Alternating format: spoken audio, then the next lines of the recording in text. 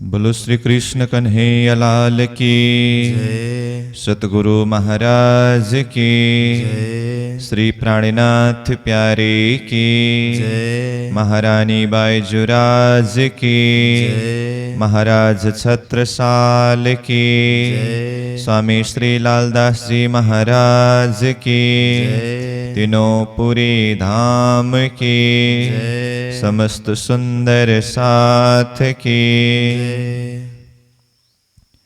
प्रथम लागो दो चरण को, धनिये न छुड़ायो छिन्न,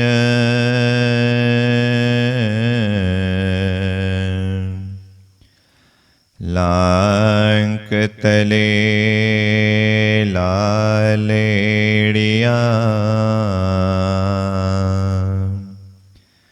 मेरे जीव की यही जीवन,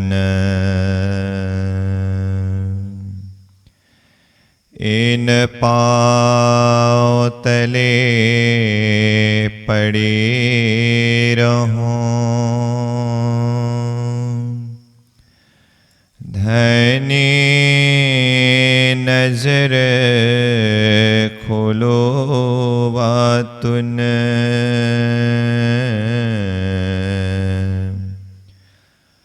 पलन वालों निरखो नेत्रे, मेरे जीव के यही जीवन, प्यारे मेरे प्राण के, मोहे पल छोड़ो जिन,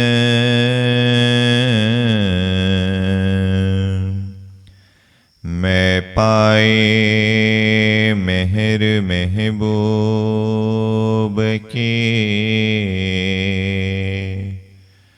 मेरे जीव की यही जीवन,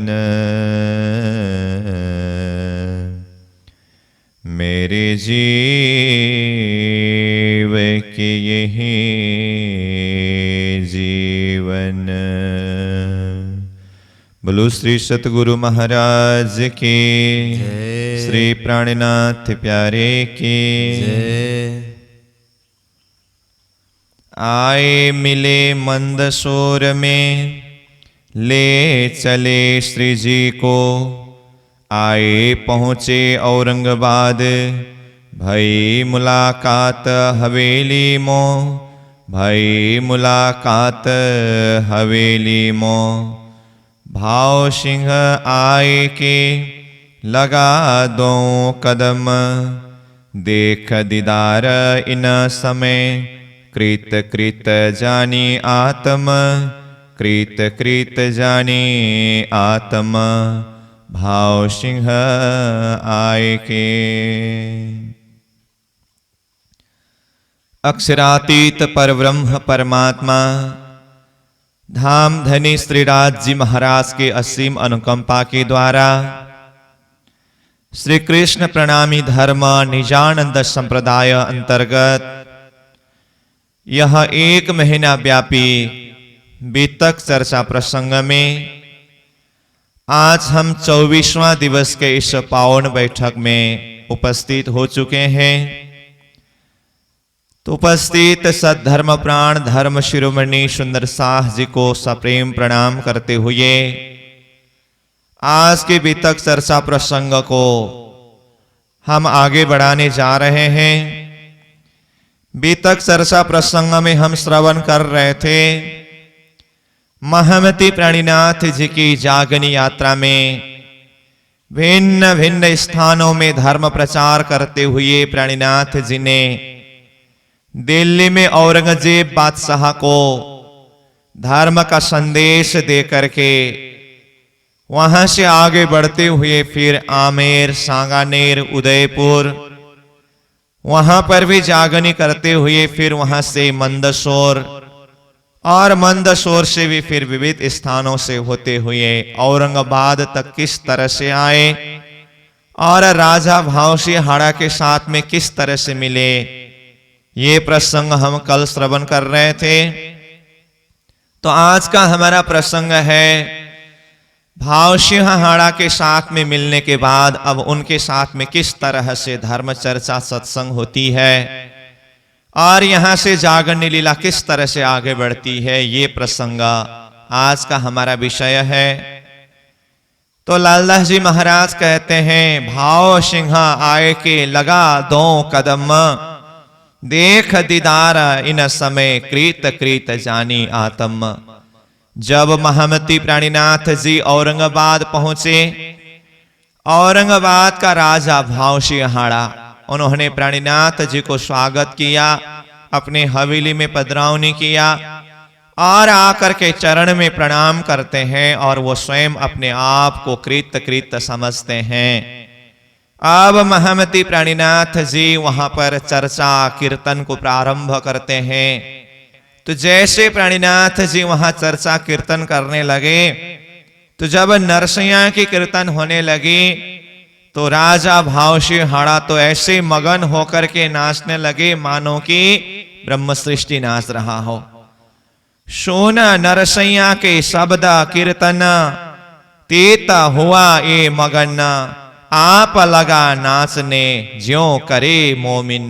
तो लालदास जी महाराज ने यहां कहा, नरसिंह के कीर्तन में राजा भावसिंहाड़ा ऐसे मगन होकर के नाचने लगे ज्यों करे मोमिन, जैसे कि मोमिन परमधाम के ब्रह्म सृष्टि इस तरह से नाचते हो। महामती प्राणीनाथ जी कृष्ण लीला के विषय में चर्चा कर रहे हैं, वेद शास्त्रों के रहस्यों को खुलासा करते जा रहे हैं। इस तरह से वेद पक्ष से श्री कृष्ण लीला के विषय में जितनी भी चर्चा सुनाए, मगन होकर के राजा भावसिंहाड़ा श्रवण करते जा रहे हैं।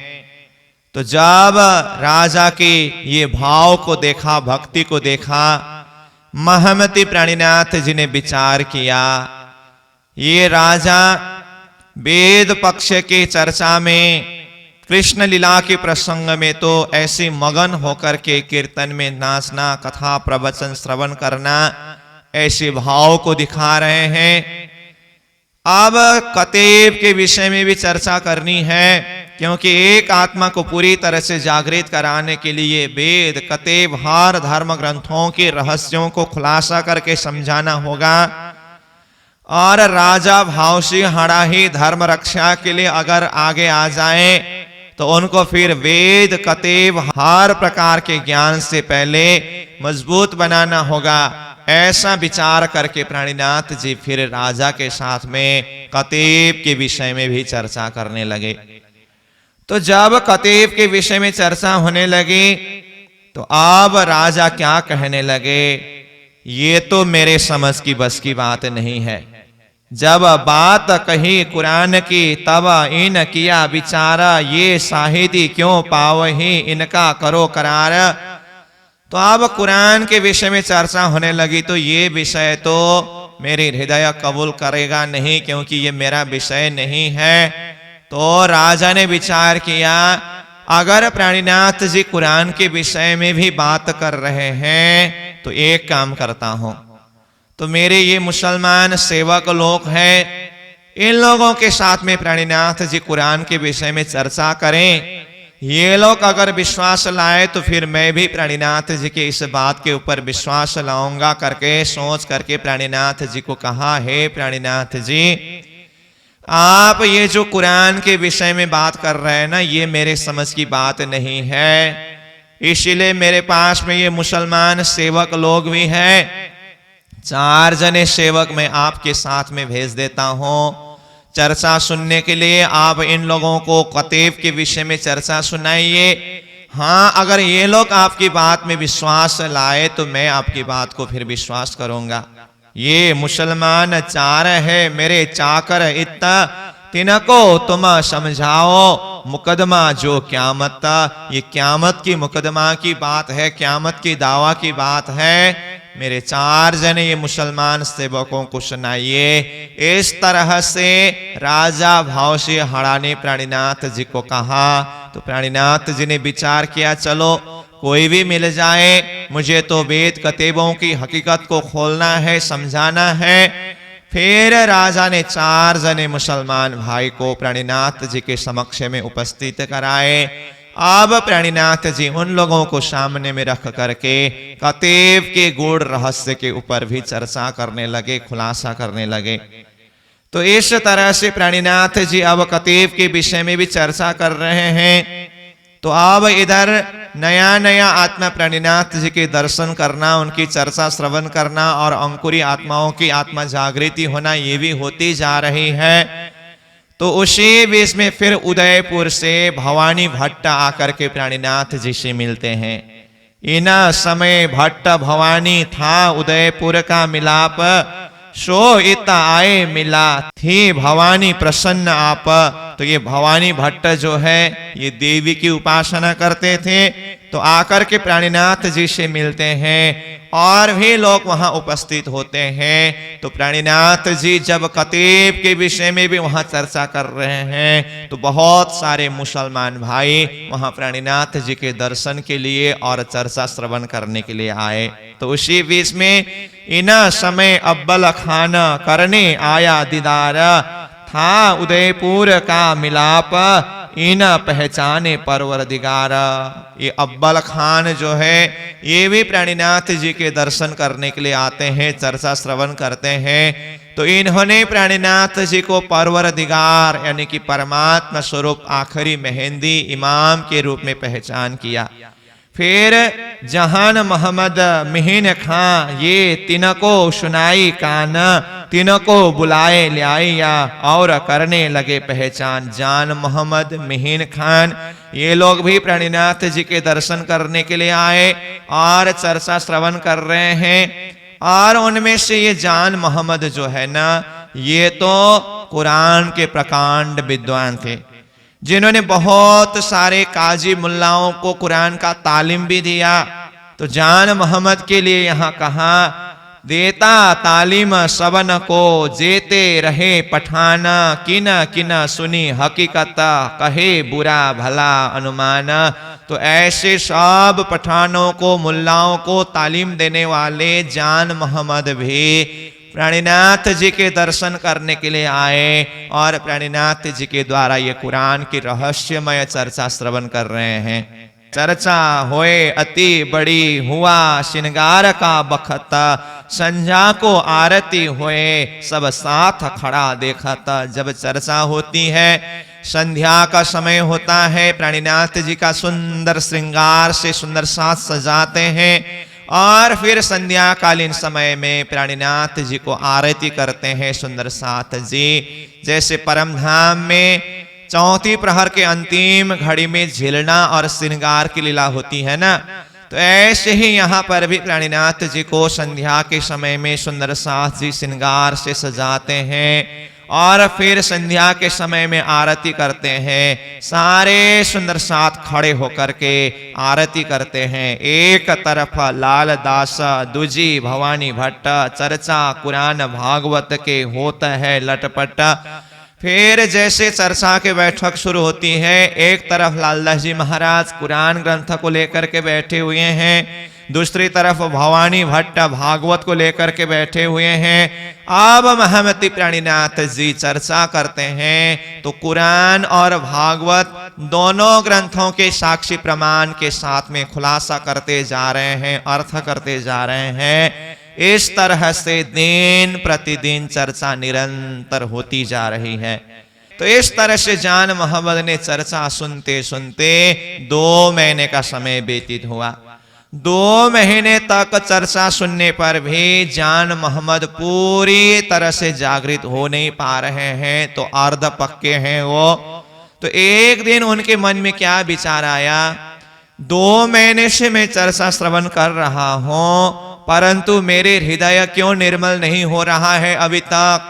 ऐसा विचार करके एक दिन वो चर्चा में आए ही नहीं, घर में जा करके ऐसे ही दुखी होकर के बैठे रहे। तो देखा तो चर्चा में तो जान मोहम्मद तो आए नहीं।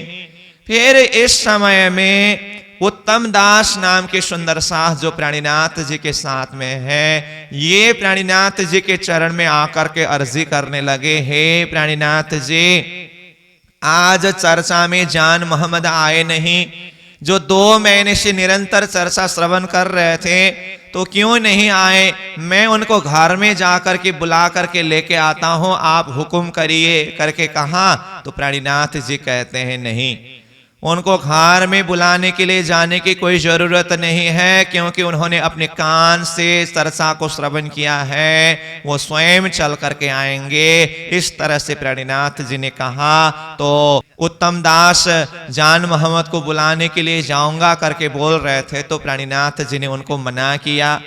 फिर उधर जान मोहम्मद अपने घर में बिल्कुल ही दुचिताई अवस्था में, जाऊं न जाऊं, जाऊं न जाऊं, क्या करूं। वो चर्चा में गए बिना शांति से बैठ भी नहीं पा रहे हैं और जा भी नहीं सक रहा है। ऐसी अवस्था में वो दिन गुजारा। फिर जैसे दूसरा दिन हुआ, वो फिर आकर के प्राणीनाथ जी के चरण में लगते हैं और प्राणीनाथ जी से अर्जी करते हुए कहते हैं, हे प्राणीनाथ जी, आप मेरी आत्मा को क्यों निर्मल नहीं करते हो, मेरी आत्मा को क्यों जागृत नहीं कराते हैं। जब इस तरह से कहने लगे, प्राणीनाथ जी कहते हैं, तब श्री जी साहिब जी ने कहा, 1 देना देव चित्ता, सो भी 1 पहरा, देख कैसा होए इत्ता। हे जान मोहम्मद जी, कुछ दिन आप चर्चा में बैठिए एक चित्त होकर के, वो भी आप 1 प्रहर समय ध्यान मग्न होकर के चर्चा श्रवण करिए, तो कुछ दिन के बाद में हो सकता है आपका आत्मा निर्मल हो, परमात्मा की पहचान हो। तो इस तरह से प्राणीनाथ जी ने कहा। फिर अब उस समय में जब चर्चा होने लगी तो जान मोहम्मद ने महामती प्राणीनाथ जी को एक सवाल पूछा, एक प्रश्न पूछा। आया चर्चा सुनने, सवाल किया एक इत्ता, मुर्दे क्यों कर उठेंगे बखत रोज क्यामत। चर्चा के समय में जान मोहम्मद ने प्राणीनाथ जी को प्रश्न पूछा कि क्यामत के दिन में कब्र स्थान से मुर्दा उठने का वर्णन कुरान ग्रंथ में संकेत करके लिखा है, तो ये क्यामत के समय में कब्र से मुर्दा उठने का अर्थ क्या है, इस विषय में मुझे समझाइए करके कहा। तो अब महामती प्राणीनाथ जी ने कुरान के इस बात की रहस्य को खुलासा करते हुए क्यामत का दिन का अर्थ क्या है और कब्र स्थान से मुर्दा उठने का जो प्रसंग है, वास्तव में कब्र स्थान क्या है, मुर्दा क्या है और किस तरह से मुर्दा उठेंगे क्यामत के दिन। अब इस विषय में अर्थ खुलासा करते हुए प्राणीनाथ जी कहते हैं, रसूल मोहम्मद साहेब ने फरदा रोज क्यामत करके, जो कल का दिन क्यामत करके कहा, और रब का दिन 1 दुनिया का साल 1000 करके 1000 साल बाद के समय को क्यामत का दिन करके कहा। उसके हिसाब से देखते समय अभी वर्तमान प्राणीनाथ जी का समय ही क्यामत का दिन मोहम्मद साहेब के भविष्यवाणी के हिसाब से जाहिर होने का समय उपस्थित हो रहा है। अब ये क्यामत के समय में कब्र से मुर्दा उठने का जो प्रसंग है, तो वास्तव में कब्र स्थान क्या है और मुर्दा क्या है, तो इस रहस्य को खोलने के लिए पूरा सृष्टि को देखना होगा हमें। तो ये संसार की उत्पत्ति किस तरह से हुई। अक्षरातीत पूर्ण ब्रह्म परमात्मा ने अपनी आत्माओं को अश्वत जड़ दुखमय खेल दिखा करके परमधाम के राज्य की पातशाही और परमधाम की प्रेम को समझाने के लिए जब दिल में लिया, तो ये विचार सखियों के अंदर प्रकट कराया और अक्षर के हृदय में भी प्रकट कराया। तो अक्षर और सखियों के हृदय में एक आपस में, यानी कि सखियां अक्षर ब्रह्म के खेल देखने की इच्छा और अक्षर ब्रह्म परमधाम के अंदर की लीला दर्शन करने की इच्छा, ये प्रकट होने से ये सृष्टि की उत्पत्ति होनी पड़ी। तो जब ये दोनों कारण से सृष्टि की उत्पत्ति हुई, तो सृष्टि की उत्पत्ति किस तरह से किया गया? अक्षर ब्रह्म के ऊपर मोह, अज्ञान, भ्रमणा, कर्म, काल और शून्य, ये नाम सारे नींद के निराकार निर्गुण ऐसे फरामोशी की पर्दा डाल करके वो स्वप्निक स्वरूप में क्षार पुरुष की उत्पत्ति की गई। और क्षार पुरुष आदि नारायण ने एक होम बहुश्याम कहने पर ये सारे जगत सृष्टि का विस्तार हुआ। और ये संसार के अंदर दिव्य परम धाम से ब्रह्मात्माएं सुरता रूप में ये असत जड़ दुखमय संसार जग नाटक देखने के लिए आए हैं। अब देखिए, परम धाम की सुरता ये संसार के खेल देखने के लिए आए, परंतु जैसे ही सुरता खेल में आए, जलचर मीला जलचर भय। ये संसार के अंदर आते ही वो सुरता ने भी अपनी वास्तविकता को भूल करके ये संसार के रंग में रंग गए। तो जीव के जैसे स्वभाव सुरता का हुआ। तो जब परमधाम की सुरता इस तरह से संसार में आकर के जीव के संगत करके जीव जैसा ही हुआ, भुलनमय अवस्था में बह गए, ऐसी अवस्था को ही वो आत्मा यानी कि सुरता को मुर्दा करके कहा। जो ये प्रकृति का देह मनुष्य शरीर रूपी कब्र स्थान में आकर के वो परमधाम की सुरता भूल गई, तो वो भुलनमय अवस्था ही कब्र स्थान में मुर्दा सोने की अवस्था है। तो इस अर्थ में देखें तो ये मनुष्य शरीर ही कब्र स्थान हुआ, और इसके अंदर आकर के जो सुरता भूल बैठी है वो अवस्था को देखते हुए ये मुर्दा तुल्य अवस्था हुआ।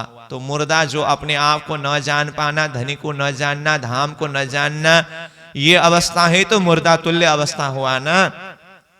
अब ऐसे अवस्था में भूली हुई आत्मा को तो ये क़यामत के दिन में ये तारतम ज्ञान के माध्यम से ये अंतर चेतना को जागृत कराना, वो सुरता को जागृत कराना, जो परमधाम की ब्रह्म वासना है, जो खेल देखने के लिए आए हैं, ये प्रकृति के देह को धारण करके अपने आप को भूल करके बैठे हुए हैं। ऐसी अवस्था की ये आत्मा को, सुरता को ज्ञान के प्रकाश के द्वारा जागृत कराना, और जागृत करा करके अपने आप को आत्मा स्वरूप में पहचान कराना, और अपने संबंधी प्रियतम धाम धनी परमात्मा स्वरूप का पहचान कराना, और अपना मूल घर परम धाम का पहचान कराना। इस तरह से तारतम के माध्यम से ये वासना को जागृत कराना, जो परम धाम की वासना है।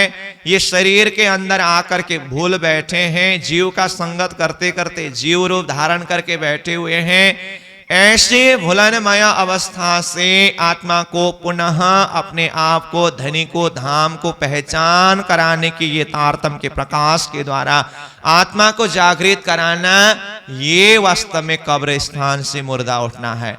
जैसे ही जागृत होने के बाद आत्मा को ये शरीर संसार सारा मिथ्या अनुभव होने लगेंगे। जैसे प्राणीनाथ जी ने कहा, देखा सातों सागर और देखा सातों लोक, पातल सातों देखिया, जाग्या पीछे सब फोक। अज्ञानमय अवस्था में, भुलनमय अवस्था में ये संसार, सात सागर, सात लोक, पाताल सात लोक, ये सारे दिखाई देते हैं, और ये पिंडा गुणांग इंद्रिय सब दिखाई देते हैं। तारतम ज्ञान के प्रकाश से आत्मा जागृत करके जब देखें तो जाग्या पीछे सब फोक। आत्मा जागृत होने के बाद ये शरीर और संसार सारा नाशवांत प्रतीत होता है, और आत्मा अपनी अखंड परात्मा स्वरूप और परमात्मा स्वरूप का चिंतन करने लगेंगे। संसार से अपनी सुरता को परमधाम की तरफ लौटा करके वो चैतन्य स्वरूप में ही अपनी चित्त वृत्ति को केंद्रित करेंगे। तो इस तरह से मनुष्य शरीर रूपी कब्र स्थान में सोई हुई जो आत्मा वो मुर्दा तुल्य अवस्था में थे उसको पुनः तारतम्य ज्ञान के माध्यम से जागृत करा करके परम धाम का स्वरूप का चिंतन कराना, ये क़यामत के दिन की बात है। तो ये ही क़यामत के दिन कब्रिस्तान से मुर्दा उठने का अर्थ है। महमती प्राणीनाथ जी ने इस तरह से सारी बातों को खुलासा करके समझाया और कहते हैं, यो उठे मुर्दे कब्रों से क़यामत, तीन समय की रामता कही मोहम्मद इत्ता। इस तरह से क़यामत के दिन में कब्रिस्तान से मुर्दा उठने का प्रसंग बताया है और उसके रहस्य को मोहम्मद साहिब ने कुरान के द्वारा इस तरह से कहा है। तो जब इस तरह से प्राणीनाथ जी चर्चा कर रहे थे, लिया दीना तीसरे जान मोहम्मद ईमान, हकीकत मार्फत की होए गई पहचान। इस तरह से 3 दिन चर्चा सुनते ही जान मोहम्मद की अंतर आंकड़ी अंतर नजर खुल गया, हकीकत मार्फत वो समझने लगे। इस तरह से जान मोहम्मद भी पूरी तरह से जग जाते हैं। और भी मुसलमान भाई लोग आ रहे हैं, चर्चा श्रवण कर रहे हैं, अपनी अपनी अंकुर माफक चर्चा का लाभ ले रहे हैं। तो इसी बीच में फिर पठान फतेह मोहम्मद ये बात सुनी काना, कया जान मोहम्मद को कर दे बैरागी की पहचान। एक फतेह मोहम्मद पठान ने प्राणीनाथ जी के विषय की बात सुनी तो जान मोहम्मद को कहा कि वो बैरागी का पहचान करा दो मुझे। तो फिर वो फतेह मोहम्मद भी प्राणीनाथ जी के दर्शन करने के लिए आते हैं और आकर के फिर खुदा के स्वरूप के विषय में पूछते हैं। तो फिर जब फतू अल्लाह ने खुदा के स्वरूप के विषय में प्राणीनाथ जी को पूछा, खुदाए की सूरत का मुझे देओ उत्तर, फुरमाया फुरमान हदीसों कर मेरी जमा खातर। कुरान ग्रंथों में हदीसों में बताए हुए आधार पर खुदा का स्वरूप का वर्णन करके मुझे समझाइए। तो फिर महमती प्राणीनाथ जी ने खुदा का स्वरूप यानी कि परमात्मा के स्वरूप के विषय में चर्चा करके समझाते हैं और इस तरह से निरंतर चर्चा होती जा रही है। तो उसी बीच में फिर क्या हुआ, कोई मुसलमान पठान लोग वहां पर चर्चा में विघ्न डालने के लिए उपस्थित हो गए। तो वो लोग सोचने लगे कि ये हिंदू जमात लोग कुरान को पढ़ रहे हैं, तो उन लोगों को जाकर के ये कुरान पढ़ने के लिए मना करना पड़ेगा, रोकना पड़ेगा। ये हिंदू होकर के कैसे कुरान पढ़ रहे हैं करके ऐसा सोच करके एक जमात मुसलमान पठान लोग तैयार हो गए और चर्चा के बैठक में आकर के प्राणीनाथ जी को और सुंदर साथ को वहां पर धमकी देने लगे, कहने लगे कि तुम टीका माला पहनत और क्यों पढ़त कुरान, ये रवा है नहीं जो तुम करो सुनो कान। तुम लोग टीका लगाते हो, माला पहनते हो, ये हिंदू होकर के तुम लोग कुरान क्यों पढ़ रहे हो? ये नियम नहीं है, हिंदू लोग कुरान नहीं पढ़ सकते, तुम लोगों ने क्यों ये कुरान पढ़ा, बंद करो, ऐसे ऐसे कहने लगे। तो जब ये पठान लोग आकर के यहाँ इस तरह से तूफान मचाने लगे तो जान मोहम्मद वहां पर उपस्थित थे। तो जान मोहम्मद खड़े होकर के कहने लगे, तुम लोग कौन हो यहाँ आकर के ये बात करने वाले? तुम लोगों को कुरान का तालीम देने वाला मैं हूं, मैंने ही तुम लोगों को सिखाया और आज मेरे सामने में आकर के तुम लोग ऐसी ऐसी बड़ी बड़ी बातें करते हो। जान मोहम्मद स्वयं ने उन पठानों को, मुसलमानों को फटकारने लगे। फिर उसी समय में वहां पर और भी मुसलमान भाई लोग थे। यों करते जोश मिहीन को जब्राइल हुआ जोरा, आया जोश गाजी खान को दज्जाल डरा देख सोरा। इस तरह से मिहीन खान को जब्राइल आया, गाजी खान था वहां, उनको भी जोश आया। तो ये लोग भी उन लोगों को पीटने के लिए, मारने के लिए पीछे पड़ गए। कौन हो तुम लोग यहाँ आकर के ये सारी बात करने वाले? तो जब उन लोगों ने देखा ये लोग तो ये हिंदू होकर के कुरान पढ़ रहे हैं, सोच करके आया था। वहां प्राणीनाथ जी के साथ में तो कई मुसलमान ही वहां उपस्थित हुए थे और ये लोग ही जब इन पठानों के पीछे पड़ गए तो ये लोग यहां से अब भाग गया। यारो उठो जिमी फिरी इता उड़ गई सब हद।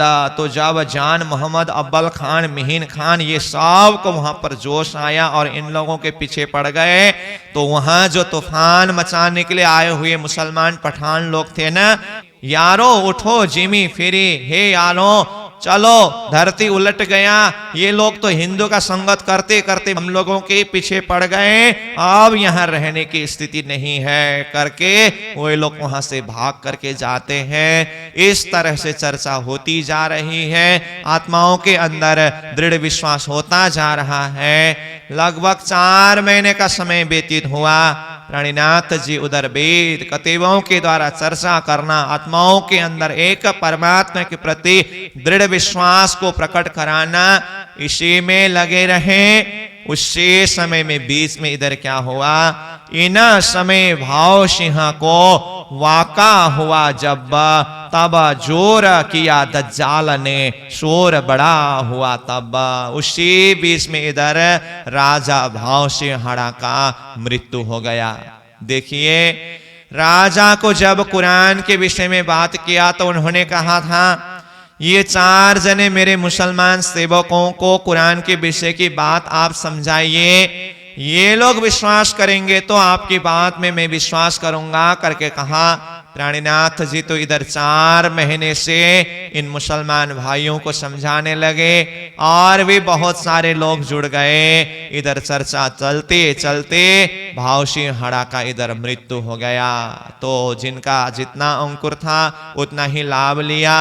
राजा को स्वयं प्राणीनाथ जी समझा रहे थे तो प्राणीनाथ जी के वचन के ऊपर उनको पूरी विश्वास नहीं हुई, उनका भरोसा नौकरों के ऊपर था। तो वो लोग आकर के यह हकीकत की बातें बताने से पहले ही उनका मृत्यु हो गया।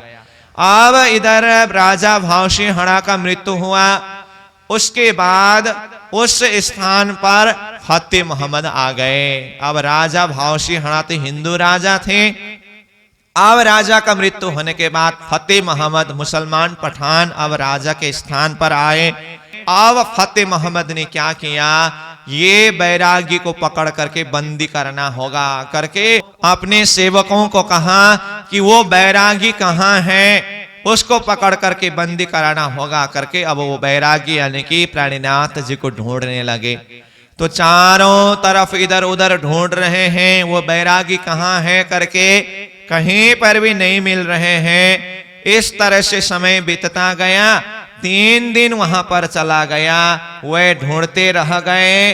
और उस समय में महमती प्राणीनाथ जी तो वहीं फतेह मोहम्मद के मोहल्ला के दूसरे मोहल्ले में ही वहां कुरान हदीसों के अनुवाद करना, तफसीर लिखना, ये सारी कार्य में व्यस्त थे।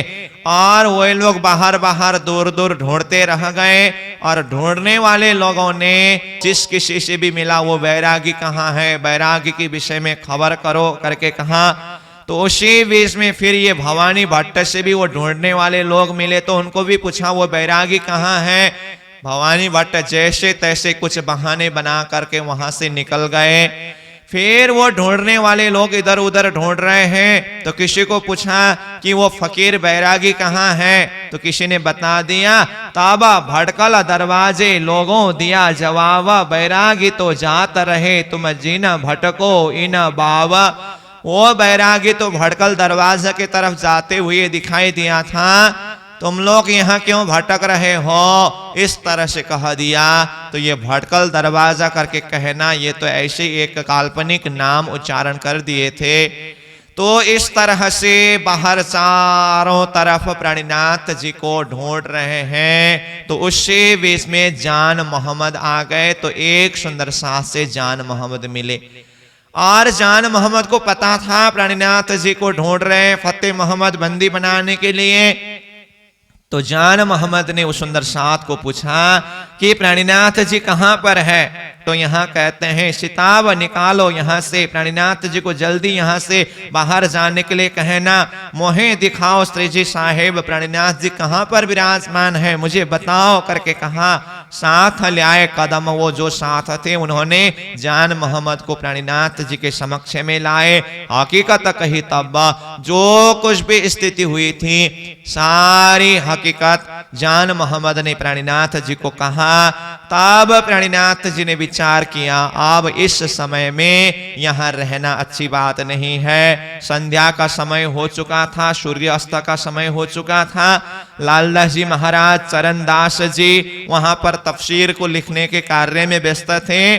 तो यहाँ कहते हैं, जब तक लगा दिन डूबने, श्री जी साहेब जी भेले लाल दासा, तफसीर लिखते मुल्ला के छोड़ी तिनकी आशा, बुलाए लाए चरण दास को तफसीर छोड़ी तिन ठौरा, 7 कोश चले गए भया भाव सिंह लश्कर भोर। इस तरह से वहां तफसीर लिखने के कार्य में व्यस्त थे।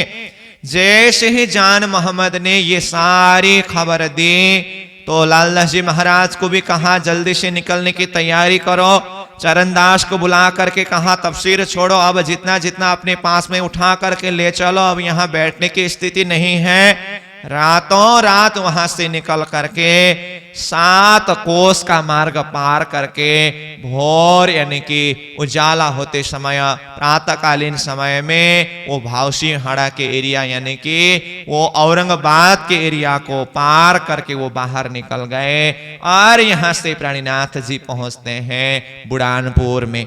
अब बुढ़ानपुर में पहुंचने के बाद फिर प्राणीनाथ जी ने औरंगाबाद में फतेह मोहम्मद के नाम पर चिट्ठी लिख करके भेजते हैं, जहां पर क़यामत के निशानी के विषय में सारे प्रश्न लिख करके ये चिट्ठी उधर भेजा।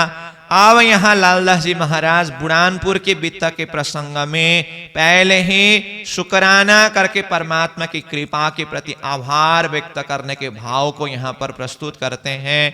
तो यहाँ शुक्राना यानी कि श्रीराज जी की कृपा को इस प्रसंग में प्रस्तुत करने में जो कारण है वो बुढ़ानपुर के बित्ता की प्रसंग एक ऐसी घटना स्वयं लालदास जी के ऊपर घटी है। तो ये घटना को याद करते हुए परमात्मा की कृपा के प्रति आभार व्यक्त करने के भाव को यहाँ दर्शाते हैं। तो हमें पहले इसके लिए ये घटना क्या थी जिसके कारण लालदास जी महाराज के हृदय में बुढ़ानपुर के बित्ता का प्रसंग आते ही परमात्मा की कृपा उनको अंदर से ही अनुभव होता आ रहा है। तो बुढ़ानपुर के बित्ता के प्रसंग में जैसे ही महामती प्राणीनाथ जी अपने सुंदर साथ के साथ में औरंगाबाद से बुढ़ानपुर पहुंचे, लालदास जी महाराज को हुक्म किया कि लालदास जी एक बार दिल्ली में वो काजी को फिर से संदेश लेकर के जाना। तो यहाँ कहते हैं वहां से आए बुढ़ानपुरा, फिर पहुंचाया पैगाम, भय लड़ाई शरीयत सो बीच दीन इस्लाम। वहां से यानी कि औरंगाबाद से आए बुढ़ानपुर, जैसे ही बुढ़ानपुर आए फिर पहुंचाया पैगाम, फिर से पैगाम यानी कि वो संदेश पहुंचाने के लिए ये बात हो रही है। लाल पैगाम लेके गया उत शरीयत, करी काजिशों मुलाकात, लिख के भेजी तित्ता। तो बुढ़ानपुर से प्राणीनाथ जी ने लालदास जी महाराज को दिल्ली में वो काजी शेख इस्लाम के साथ में ये संदेश लेकर के जाने को कहा। तो प्राणीनाथ जी की आज्ञा को शिरोधार्य करते हुए लालदास जी महाराज बुढ़ानपुर से फिर दिल्ली चले गए और वो संदेश लेकर के शेख इस्लाम के साथ में मिलते हैं और जाकर के कहा, हमको हादी भेजिया तुम पर शेख इस्लाम, हमको जवाब दीजियो जो भेजे तुम पर कलाम। प्राणीनाथ जी ने जो चिट्ठी लिख करके भेजा था शेख इस्लाम के नाम पर, लालदास जी महाराज जाकर के कहते हैं, हे शेख इस्लाम जी, मुझे हादी स्वरूप इमाम स्वरूप ने भेजा है ये संदेश लेकर के, इसीलिए इसका जवाब आप दीजिए। इस तरह से कहा। तो शेख इस्लाम कहते हैं, आज मैं यहाँ विशेष काम से व्यस्त हूँ, कल आ जाना, फिर कल इस विषय में मैं बात करूंगा और जो कुछ भी बातें हैं जवाब दे दूंगा करके शेख इस्लाम ने कहा। तो फिर दूसरे दिन सुबह लालदास जी महाराज शेख इस्लाम के पास में चले जाते हैं। तो यहाँ कहा, दिन दूसरे प्रात को गए लाल नूर मोहम्मद, जाए के मुलाकात करी जो साहेब शरीयत हद्दा। तो दूसरे दिन फिर जाकर के मिलते हैं और वहां पर जब बातें होने लगी तो जो कुरान हदीसों के तफसीर जिसमें चिट्ठी के रूप में तैयार करके लिख करके ले गए थे, ये पढ़ करके अब काजी शेख इस्लाम क्या कहने लगे, बोले लोग शरीयत के ये तो लिखी गलिता। तब लाले जवाब दिया, कहा कहो तुम सो इत। तो वो काजी ने कहा ये चिट्ठी जो है ना ये तो गलत लिखा है, इस तरह से कहा। तो लाला जी महाराज कहते हैं आप क्या कह रहे हैं, हमने तो कुरान हदीसा की बात जैसे के तैसे उतार करके लेके आए हैं, इसको आप गलत बोल रहे हैं। जहां पर क़यामत की दावा की विषय की बात है, जो कुरान हदीसा की हकीकत की बात है, इसको आप किस तरह से गलत बोल रहे हैं। कहा तो फिर शेख इस्लाम काजी कहने लगे यहां पर बात तो गलत तो नहीं है कुरान हदीसा की बात, परंतु तुम लोगों ने यहाँ पर लिखने के लिए भूल किया है और अनपढ़ व्यक्ति की दस्तखत है यहाँ पर, इस तरह से कहने लगे। तो फिर लाला जी महाराज को भी ऐसा लगा ये लोग दिल के आंख से अंधे जो है, ये लोग इस रहस्य को समझ नहीं सकते हैं, अब ये किताब अपने पास में रखना चाहिए करके लाला जी महाराज ने वो किताब अपने हाथ में लिया। फिर वो काजी वो किताब अपनी तरफ खींचते हैं, तब लाला जी महाराज को लगा इसके अंदर कुफर भाव बैठ गया है, दज्जाल काम करने लगा है, तो अब यहां से निकल करके जाना ही मुझे ठीक होगा, ऐसे सोच रहे थे। तब फिर वो काजी झुकते हुए बिल्कुल ही नरमता दिखाते हुए, हाँ बताइए बताइए आपकी क्या बात है और जो कुछ भी बात है बताइए, इस तरह से वहां पर झुकते हुए नरमाई का व्यवहार दिखाने लगे। परंतु लाला जी को पता चला कि ये दिखावा है, इनके अंदर कुफर भाव बैठ गया है। तो फिर भी कुछ वहां पर चर्चा हो रही है। चर्चा चलते चलते वो काजी ने तो यहां तक कह दिया, तब बोला शेख इस्लाम उन राह पाई नहीं, तब लाल गुस्से भये ना चाहिए काड़ो जुआए। तो बोलते बोलते वो काजी ने क्या कहा, देखो तुमको जिसने ये संदेश लेकर के मेरे पास में भेजा है, तुम जिसको हादी कह रहे हो, वास्तव में उन्होंने ही सही धर्म का मार्ग नहीं जाना है, नहीं पाया है। मोहम्मद साहेब के इस मार्ग को वो स्वयं ने भी नहीं जाना है। इस तरह से कहा कि उन राह पाया नहीं, तुमको जिसने भेजा है उन्होंने ही सही मार्ग नहीं पाया है, इस तरह से कहा। लाला जी महाराज को इतना गुस्सा आया, कहते हैं तुमको ऐसे सख्त वचन उच्चारण नहीं करना चाहिए था। अब लाला जी महाराज ने विचार किया, अब मुझे यहाँ क्षण भर भी नहीं रहना है, अब हम तुमको कबहू ना दे पैगाम, अब हम फिर जात है ले अपने घरों इमाम। लाला जी महाराज ने काजी को कहा, देखो तुमने ऐसे सख्त वचन उच्चारण किया जो शब्द उच्चारण नहीं करना चाहिए था। अब मैं यह संदेश लेकर के तुम्हारे पास कभी भी दोबारा लौट करके नहीं आऊंगा। इस तरह से लाला जी महाराज ने यहाँ संकल्प किया और वो वहां से उठ करके निकल गए। जैसे ही लाला जी महाराज इस तरह से निकले तो पीछे पीछे बुलाने के लिए ठहरो ठहरो बैठो और कुछ बातें करेंगे करके वो पीछे पड़ रहे थे, परंतु लाला जी महाराज ने लौट करके देखा नहीं और वो सीधा वहां से निकले और आकर के मुफ्ती अब्दुल रहमान के घर में आते हैं और उनके पास में आकर के फिर उनके साथ में ये कुरान के विषय में चर्चा करते हैं। तो उधर काजी ने लाला जी महाराज को मारने के लिए पूरा षड्यंत्र बना रहा था।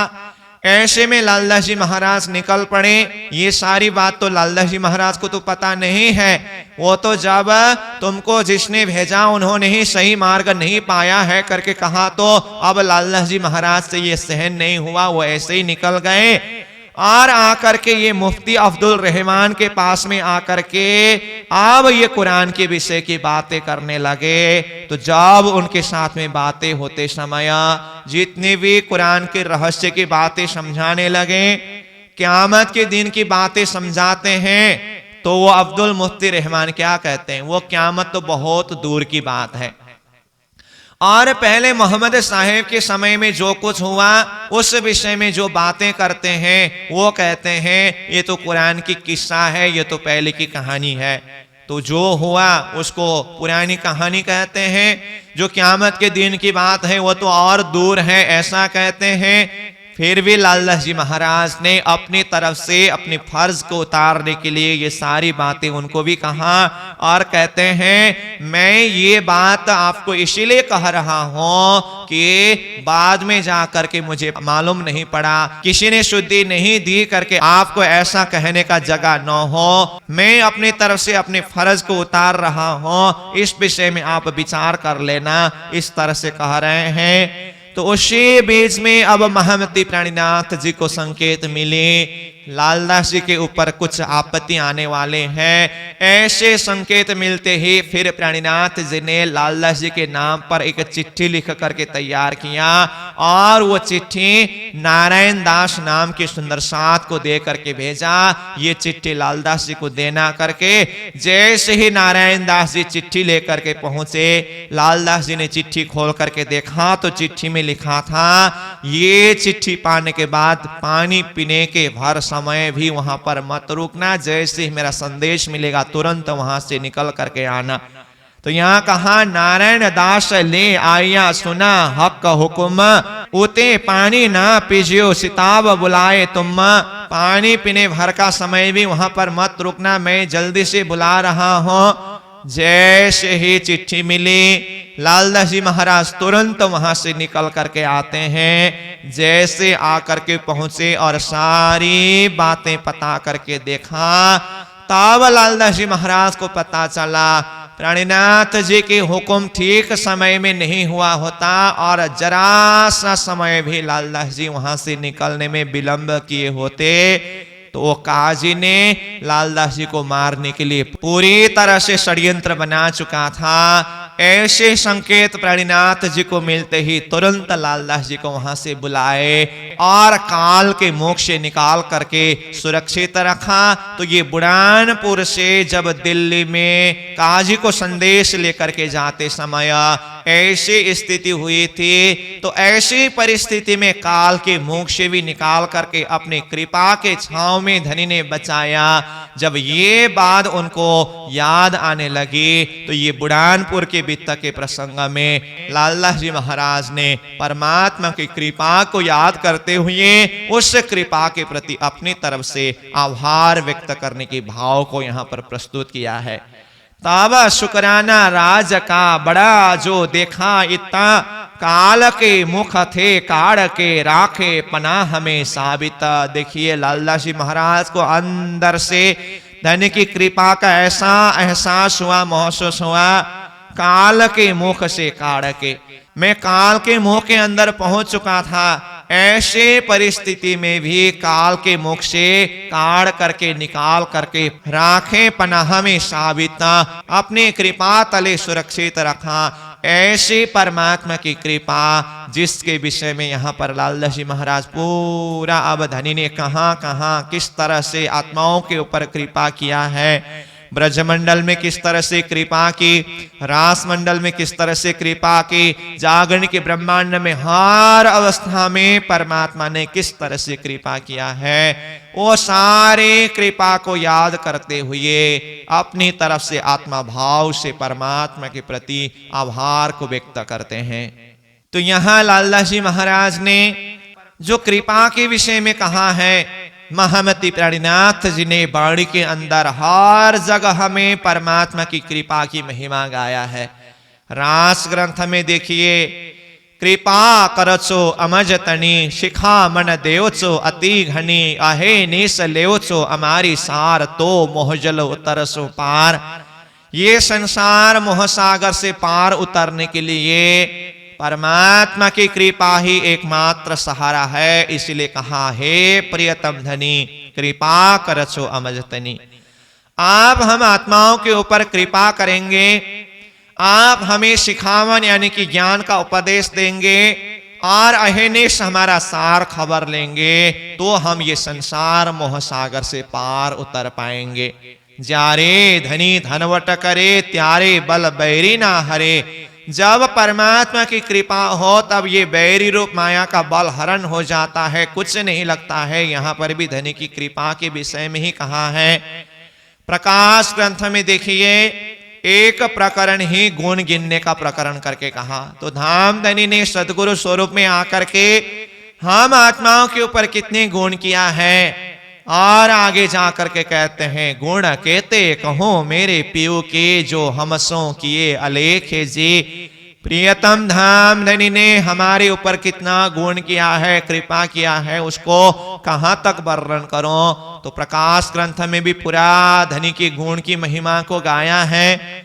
कलश ग्रंथ में एक प्रकरण ही दया का प्रकरण है। अब चारों तरफ जिधर देखे उधर धनी की दया का दर्शन हो रहा है, अनुभव हो रहा है। तो दया का प्रकरण के द्वारा भी परमात्मा की कृपा की महिमा को गाया है। किरंतन ग्रंथ में भी बहुत सारे प्रकरण श्रीराज जी की कृपा, धनी की कृपा की महिमा को गाया है। सखीरी मेहर बड़ी महबूब की अखंड अलेखे अंतर आंखा खोलसी ये सुख सोई देखे। हे सखियों, श्रीराज जी की कृपा अपार है, अखंड है, अलेख है, जिसका कोई हिसाब ही नहीं है। परंतु ये मेहर का दर्शन कौन कर सकते हैं? कहा अंतर आंखा खोलसी ये सुख सोई देखे। जिसके अंतर दृष्टि खुल गया हो, ये कृपा की जो सुख है वो आत्मा ही अनुभव कर सकती है। इस तरह से जगह जगह पर किरंतन ग्रंथ के अंदर भी कृपा के विषय की बात है। और आगे बढ़कर के सागर ग्रंथ में तो मेहर सागर का ही प्रकरण है। पूरी तरह से श्रीराज जी की कृपा, श्रीराज जी की मेहर, श्रीराज जी की दया, हर जगह हमें परमात्मा की कृपा के विषय में वाणी में चर्चा किया है। तो ये परमात्मा की कृपा को हम याद करें तो इसी के द्वारा ही हम सहजता के साथ में परम धाम तक पहुंच सकते हैं। गुण धनी के याद कर पकड़ पियो के पाए, सुखे बैठे सुखपाल में देसी वतन पहुंचाए। धनी के गुण को हम याद करें, चिंतन करें, तो हमें ये संसार भवसागर से परम धाम जानने के लिए सुखपाल क्या है? सुखे बैठे सुखपाल में देसी वतन पहुंचाए। सहजता के साथ में, सुख के साथ में वो सुखपाल में बिठा करके हमें वो परम धाम में पहुंचाएंगे। तो गुण धनी के याद कर, धनी के गुण को याद करना होगा। पकड़ पियो के पाए, धनी के चरण को पकड़ना होगा, धनी के चरण शरण में समर्पित होना होगा। ये धनी के गुण रूपी सुखपाल में बिठा करके हमें वतन परम धाम में पहुंचाएंगे। इस तरह से प्राणीनाथ जी ने वाणी के अंदर परमात्मा की मेहर, श्रीराज जी की मेहर की बहुत भारी महिमा गाया है। लालदास जी महाराज ने यहाँ पर अभी तक में ये बुढ़ानपुर के प्रसंग में प्रस्तुत किया है। परंतु ब्रज रास जागने हर जगह में हम आत्माओं के ऊपर धनी ने किस तरह से कृपा किया, ये भाव को भी यहाँ पर दर्शाते हैं। फिर अब उसके बाद महामती प्राणीनाथ जी बुढ़ानपुर से आगे बढ़ करके आकोट में पहुंचते हैं। बुढ़ानपुर से आकोट तहां रहे महीने 4, खबर लई सब साथ के करने लगे विचारा। फिर अब बुढ़ानपुर से आकोट में आकर के 4 महीने तक वहां पर रहे। जगह जगह पर जितने भी सुंदर साथ हैं उन सारे सुंदर साथ के खबर भी ले रहे हैं। फिर प्राणीनाथ जी ने अब यहाँ पर भी बहुत सारे लोगों को धर्म का संदेश दिया। और वो मुसलमान जो पठान लोग थे, फतू अल्लाह और भी बहुत सारे को चिट्ठी के माध्यम से क़यामत के विषय का सवाल लिख करके चिट्ठी भेजा गया। और उस चिट्ठी में कहा कि जब तक इस चिट्ठी का जवाब तुम लोग नहीं दोगे तब तक तुम लोगों का खाना पीना हराम है। तब तोड़ी तुमको खाना पीना हराम, जो लो हमारी निशा ना भई तो लो जिन करो काम। जब तक ये हमारी जो चिट्ठी का जवाब नहीं दोगे, ये क़यामत के दावा के विषय की खुलासा नहीं करोगे, तब तक तुम्हें खाना पीना भी कोई अधिकार नहीं है। इस तरह से लिख लिख करके चिट्ठी भेजते हैं। जब आकोट में धर्म चर्चा करने लगे, वहां पर भी कई आत्मा प्राणीनाथ जी के दर्शन के लिए और चर्चा श्रवण करने के लिए उपस्थित होते हैं। उन्हीं में से एक आत्मा जिनका नाम है सुखदेव ब्राह्मण, वो प्राणीनाथ जी की चर्चा श्रवण करने के लिए आते हैं। ओता आया एक ब्राह्मण सुनने को चर्चा, परगने बराड़ के हाकिम का गुमास्ता। तो ये जो ब्राह्मण सुखदेव जिनका नाम है, तो ये आकर के जैसे ही प्राणीनाथ जी की चर्चा सुनने लगे, तीन सुनी चर्चा कबीर के, लगे कलेजे घाव। कबीर की चर्चा को श्रवण करके वो गलित गात हो गए। उनको अपने शरीर का भी कुछ शुद्धि बुद्धि नहीं रहा, और घर जाते हैं, फिर से लौट करके प्राणीनाथ जी के दर्शन करने के लिए आते हैं। फिर से वो वहां से घर चले जाते हैं, फिर से लौट करके प्राणीनाथ जी के दर्शन करने को आते हैं। तो इस तरह से तानाकोरी करने लगे वो। तो यहाँ कहा, घरों जाए पीछे फिरे, ज्यों तानाकोरी करे, आवे जाए फिर फिरे, नजर भई इन्हें ये। इस तरह से घर आते हैं, जाते हैं, आते हैं, जाते हैं, तानाकोरी करते हैं, बार बार आते जाते। इस तरह से वो तो अपने शरीर का भी शुद्धि बुद्धि भूल गया। बस तू ही तू कहते हैं। बस उसके चित्त वृत्ति में, नजर में सिर्फ प्राणीनाथ जी ही समाये हैं। ऐसी अवस्था में एक दिन क्या हुआ, महामती प्राणीनाथ जी अपने सुंदर साथ की जमात को लेकर के नदी के किनारे में स्नान करने के लिए चले गए थे। तो सुखदेव ब्राह्मण उधर से प्राणीनाथ जी के दर्शन के लिए आ रहे थे। तो नदी पार करने के लिए तो ऊपर पुल से जाना था। दूर से ही उन्होंने जब प्राणीनाथ जी को देखा, तो उसको कुछ शुद्धि बुद्धि रहा नहीं, सीधा रास्ता ले लिया और नदी के अंदर प्रवेश करने ही लगे। उधर से प्राणीनाथ जी सहित सुंदर साथ देख रहे हैं। देखते देखते वो तो नदी के अंदर प्रवेश कर ही दिया।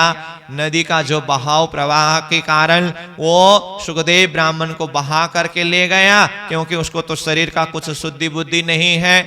फिर भी सुंदर साथ जैसे तैसे नदी के अंदर प्रवेश करके उसको पकड़ करके निकाल करके ले आए, और वो गीला कपड़ा को उतार करके कपड़ा सुखाया, दूसरा कपड़ा उसको पहनाया।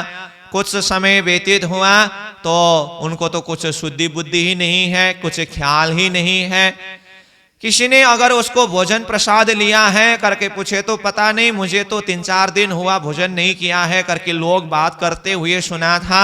इस तरह से कहते हैं, ऐसी बेहोशी अवस्था बस तू प्राणीनाथ जी को ही जानते हैं। ऐसी अवस्था उनकी देखी तो प्राणीनाथ जी ने विचार किया, अब जागने की यात्रा में ऐसी आत्मा को लेकर के जाओ तो कैसे सुरक्षा दो। तो फिर उनको अपने घर के लोगों को बुला करके पालकी के ऊपर बिठा करके वहां से विदा करा दिया।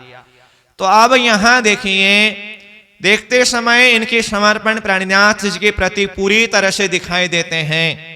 मानो कि ये तो ब्रह्म सृष्टि की दर्जा की समर्पण है, परंतु ये वास्तव में वो ब्रह्म सृष्टि में से तो नहीं है, क्योंकि कबीर के कीर्तन में, कबीर के चर्चा में वो मगन हो गए। तो यहाँ ये बात को हमें चिंतन करना होता है, भक्ति के रंग में हम ऐसी डूब जाएं, परंतु अपने आप को होश संभाल करके भी रखना होगा। ये बेहोशी पद भी भक्ति मार्ग में काम नहीं आता है।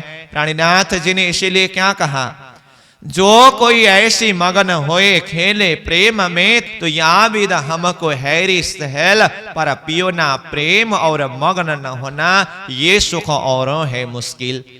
तो प्राणीनाथ जी कहते हैं, परमात्मा के प्रेम को पान करना, भक्ति में रंग जाना और मगन न होना, उसका अनुभव करना, अपने आप को होश संभाल करके रखना, ये हर किसी की बस की बात नहीं है। परंतु प्राणीनाथ जी कहते हैं, ये तो मेरे लिए सहज है। इसलिए जब हम परमात्मा की भक्ति करें, परमात्मा के प्रेम में समर्पित हो जाएं, अपने अंतर हृदय से पूरा श्रद्धा, विश्वास और प्रेम होनी चाहिए, परंतु होश संभालते हुए, उसका अनुभव करते हुए अपनी भक्ति मार्ग को आगे बढ़ाना होता है। तो ये सुखदेव ब्राह्मण जी का जो प्रसंग भी यहाँ पर जुड़ गया। अब फिर महामती प्राणीनाथ जी वहां आकोर से आगे बढ़ते हैं और कापस्थानी करके जो स्थान है वहां पहुंचते हैं। फिर वहां से चले आए जो कापस्थानी, तहां बैठे चर्चा करी गिरो जान अपनी। कापस्थानी में भी आकर के कुछ दिन वहां चर्चा करते हैं और वहां पर उपस्थित आत्माओं को धर्म चर्चा सुना करके आत्मा जागृत कराते हैं। फिर दिन 10-5 रह के आए यलचपुर पहुंचे, तहां एक परसा जी ने खिजमत करी। ये तो कापस्थानी से फिर प्राणीनाथ जी यलचपुर आए, वहां पर एक परसा जी ने प्राणीनाथ जी सहित सुंदर साथ का सेवा किया और वो क्या कहते हैं, जो तुम इतर हो तो मैं सेवो तुम्हें, ज्वारी मेरे बहुत है मैं सेवा करूं तिन से। ज्वारी उनके जो बहुत सारे उत्पादन होता था, तो इसी के द्वारा मैं सुंदर साथ को खिला करके पिला करके सेवा करके रखूंगा, आप अगर यहाँ रहना चाहते हैं। तो इस तरह से कहा। तो 3-4 दिन प्राणीनाथ जी वहां रहे, उत्सव रसोई वहां सब प्रबंध हुआ। फिर वहां से आगे बढ़ते हुए प्राणीनाथ जी देवगढ़ करके जो स्थान है वहां पहुंचे। तहां से आए देवगढ़, तहां रहे दिन 4। देवगढ़ में 4 दिन रहने के बाद फिर वहां से आगे बढ़ते हुए प्राणीनाथ जी रामनगर में आ पहुंचते हैं। वहां से चल के आए रामनगर, भई मजले दरमियान में ये सुखा सब ऊपर। बोलो श्री प्राणनाथ प्यारे की जय। इन विविध स्थानों से होते हुए महामती प्राणनाथ जी रामनगर आ पहुंचे।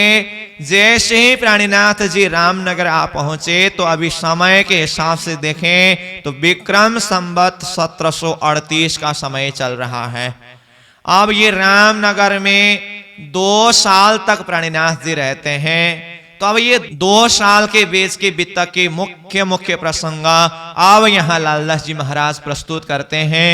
तो जैसे प्राणीनाथ जी रामनगर में पहुंचे, एक समद घोड़ा असवारी को हाजर, श्री राज तापर विराजत संग मोमिन का लश्कर। एक समद नाम का घोड़ा महामती प्राणीनाथ जी के हैं। तो वो घोड़ा के ऊपर सवार होकर के प्राणीनाथ जी चल रहे हैं और साथ में सुंदर साथ की जमात भी है। सारे सुंदर साथ फकीरी साज में सजे हुए हैं। तो इस तरह से रामनगर जैसे पहुंचे, रामनगर आए पहुंचे, रहे केतकी पर, तहां अस्तवल बनाए के गणेश महंत के बराबर।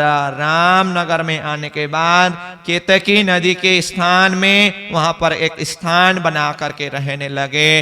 अब रामनगर में जैसे ही पहुंचे, वो तो जहां कहीं भी पहुंचते हैं धर्म चर्चा करना और वहां के आस्तिक लोगों को ज्ञान के प्रकाश के द्वारा हृदय को प्रकाशित कराना, ये सब चलता जा रहा है। और सुंदर साथ इस स्थिति में जहां कहीं भी जा रहे हैं, जागनी कर रहे हैं, जो मंदसौर के बीतक से ही शुरू हुआ, तो ये रामनगर पहुंचने तक में भी रोटी के टुकड़े मांगते हुए सुंदर साथ खाते हुए आगे बढ़ रहे हैं। तहां मांगत टुकड़ा चल ही झोरी भर के लावे, श्री राज को आरोगाय के साथ को बांट देवे। सुंदर साथ रोटी के टुकड़े मांगते हुए झोली भर करके ले आते हैं और प्राणीनाथ जी को आरोगाते हैं, सारे सुंदर साथ को प्रसाद बांटते हैं। ये लीला भी चलती जा रही है। अब प्राणीनाथ जी जैसे वहां रामनगर में रह करके ये जागनी करने लगे, तो बहुत सारे सुंदर साथ का वहां पर आना हुआ। तो यहाँ लालदास जी महाराज ने जो भी सुंदर साथ वहां रामनगर में आए, उनका नाम यहाँ पर खुलासा किया है। तो इसी बीच में जयंती काका भी वहां पर आकर के मिले। तो ये जयंती काका पन्ना जी के बीतक में अब विशेष करके इनका भी नाम आएगा, तो इसीलिए यहाँ नाम उच्चारण किया गया। वैसे तो बहुत सारे नाम हैं, परंतु यहाँ मुख्य नाम हम उच्चारण करेंगे। बाकी तो हम बीतक के एक चौपाई को जब अध्ययन करेंगे तब हमें मालूम पड़ेगा ही। और साथ में मुरलीधर भी प्राणीनाथ जी के समक्ष में उपस्थित होते हैं। तो यहाँ कहा मुरलीधर राह में सुन के ल्याए ईमान, उनको असल अंकुर की इतही हुई पहचान। ये मुरलीधर भी प्राणीनाथ जी के दर्शन करते, चर्चा श्रवण करते ही असल अंकुर जागृत हुआ, उनको प्राणीनाथ जी के स्वरूप का पहचान हुआ। तो ये मुरलीधर भी विशेष करके पन्ना जी की वितक के लीला प्रसंग में इनका नाम उल्लेख होगी, तो तब भी हम चर्चा करेंगे। इस तरह से और भी बहुत सारे सुंदर साथ का आना हुआ। तो इधर प्राणीनाथ जी के द्वारा रामनगर की भूमि में जागरण लीला हो रही है। विक्रम संवत 1738 का समय चल रहा है, आगे बढ़ रहा है। तो उसी समय में उधर दिल्ली में औरंगजेब बादशाह का तखत उलट गया। 12 मोमिनों ने पहले जाकर के संदेश दिया, बहुत प्रयास किया रूबरू होकर के बात करने की, परंतु वो शरीयत के बंधन में बंधने के कारण मोमिनों से मिलकर के बात नहीं कर सका। अभी तक प्राणीनाथ जी के चरण में आ नहीं सक रहा है। तो राज्य के हुक्म के द्वारा है उनको भी तखत से गिरा देते हैं। तो उसी समय में प्राणीनाथ जी इधर अब रामनगर की भूमि में जागनी कर रहे हैं। तो अब ये सारे सुंदर साथ आने के क्रम में विशेष करके अब रामनगर में राज परिवार के लोग भी प्राणीनाथ जी के दर्शन के लिए आते हैं। तो रामनगर का राजा का नाम छत्र सिंह है और वो राज परिवार के अन्य लोग प्राणीनाथ जी के दर्शन के लिए आते हैं। तो यहाँ कहा ये बात हरि सिंह सुनी करने आया दीदार, सुजान शाह की सोहबतें किया सूरत सिंह खबरदार। ये हरि सिंह ने प्राणीनाथ जी के विषय की बात सुनी तो प्राणीनाथ जी का दर्शन करने के लिए आए। सुजान सिंह के संगत से फिर सूरत सिंह दर्शन करने के लिए आए। सुनी चर्चा आए के बहुत हुआ खुशाला, घरों जाए न्योता किया खबर पहुंचाई हाला। तो ये लोग चर्चा श्रवण करके बहुत खुश होकर के गए और अपने घर में जाकर के फिर प्राणीनाथ जी सहित सुंदर साथ को निमंत्रण करते हैं, अपने घर में पधरावनी करते हैं, रसोई प्रसाद खिला करके सेवा करते हैं। इस तरह से इन जागृत आत्माओं के द्वारा प्राणीनाथ जी की सेवा सत्कार भी हो रहे हैं। तो बहुत सुंदर साथ ने, बहुत आस्तिक आत्माओं ने प्राणीनाथ जी को अपने घर में पधरावनी भी किया। ये लीला भी यहाँ वर्णन किया गया है। और रामनगर के वितक के प्रसंग में ही एक दुखद घटना भी घटी। वहां पर बहुत सारे सुंदर साथ का धाम गमन हुआ। तो यहाँ कहते हैं इन समय दज्जाल जोर लगा करने, आजोज माजोज उतरे साथी लगे खींचने। इस तरह से ये आजोज माजोज समय काल चक्र आ गया और बहुत सारे सुंदर साथ को खींचने लगे। सुंदर साथ का धाम गमन हुआ। तो कहा रामनगर में हुआ साथियों का चलना, सुनियो नाम तिनके जिन सौंपा अपना। अपने आप को सच्चा धर्म के प्रति समर्पित करके जो प्राणीनाथ जी के साथ में जागनी यात्रा में लगे हुए जो सुंदर साथ थे, उनमें से बहुत सारे सुंदर साथ का यहाँ रामनगर में धाम गमन हुआ। उनके नाम को भी यहाँ पर लालदास जी महाराज उल्लेख करते हैं। तो बहुतों का नाम यहाँ है।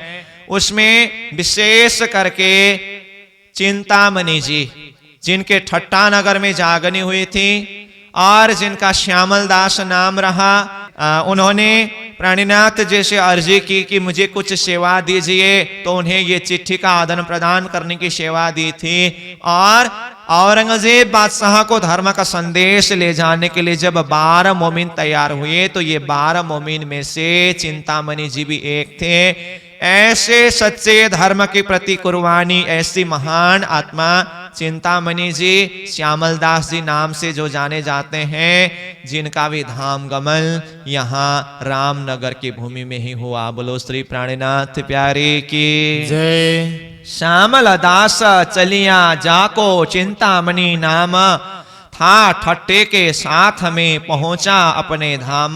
तो श्यामल दास जो चिंतामणि छठा नगर के सुंदर साथ है, उनका भी यहाँ पर धाम गमन हुआ।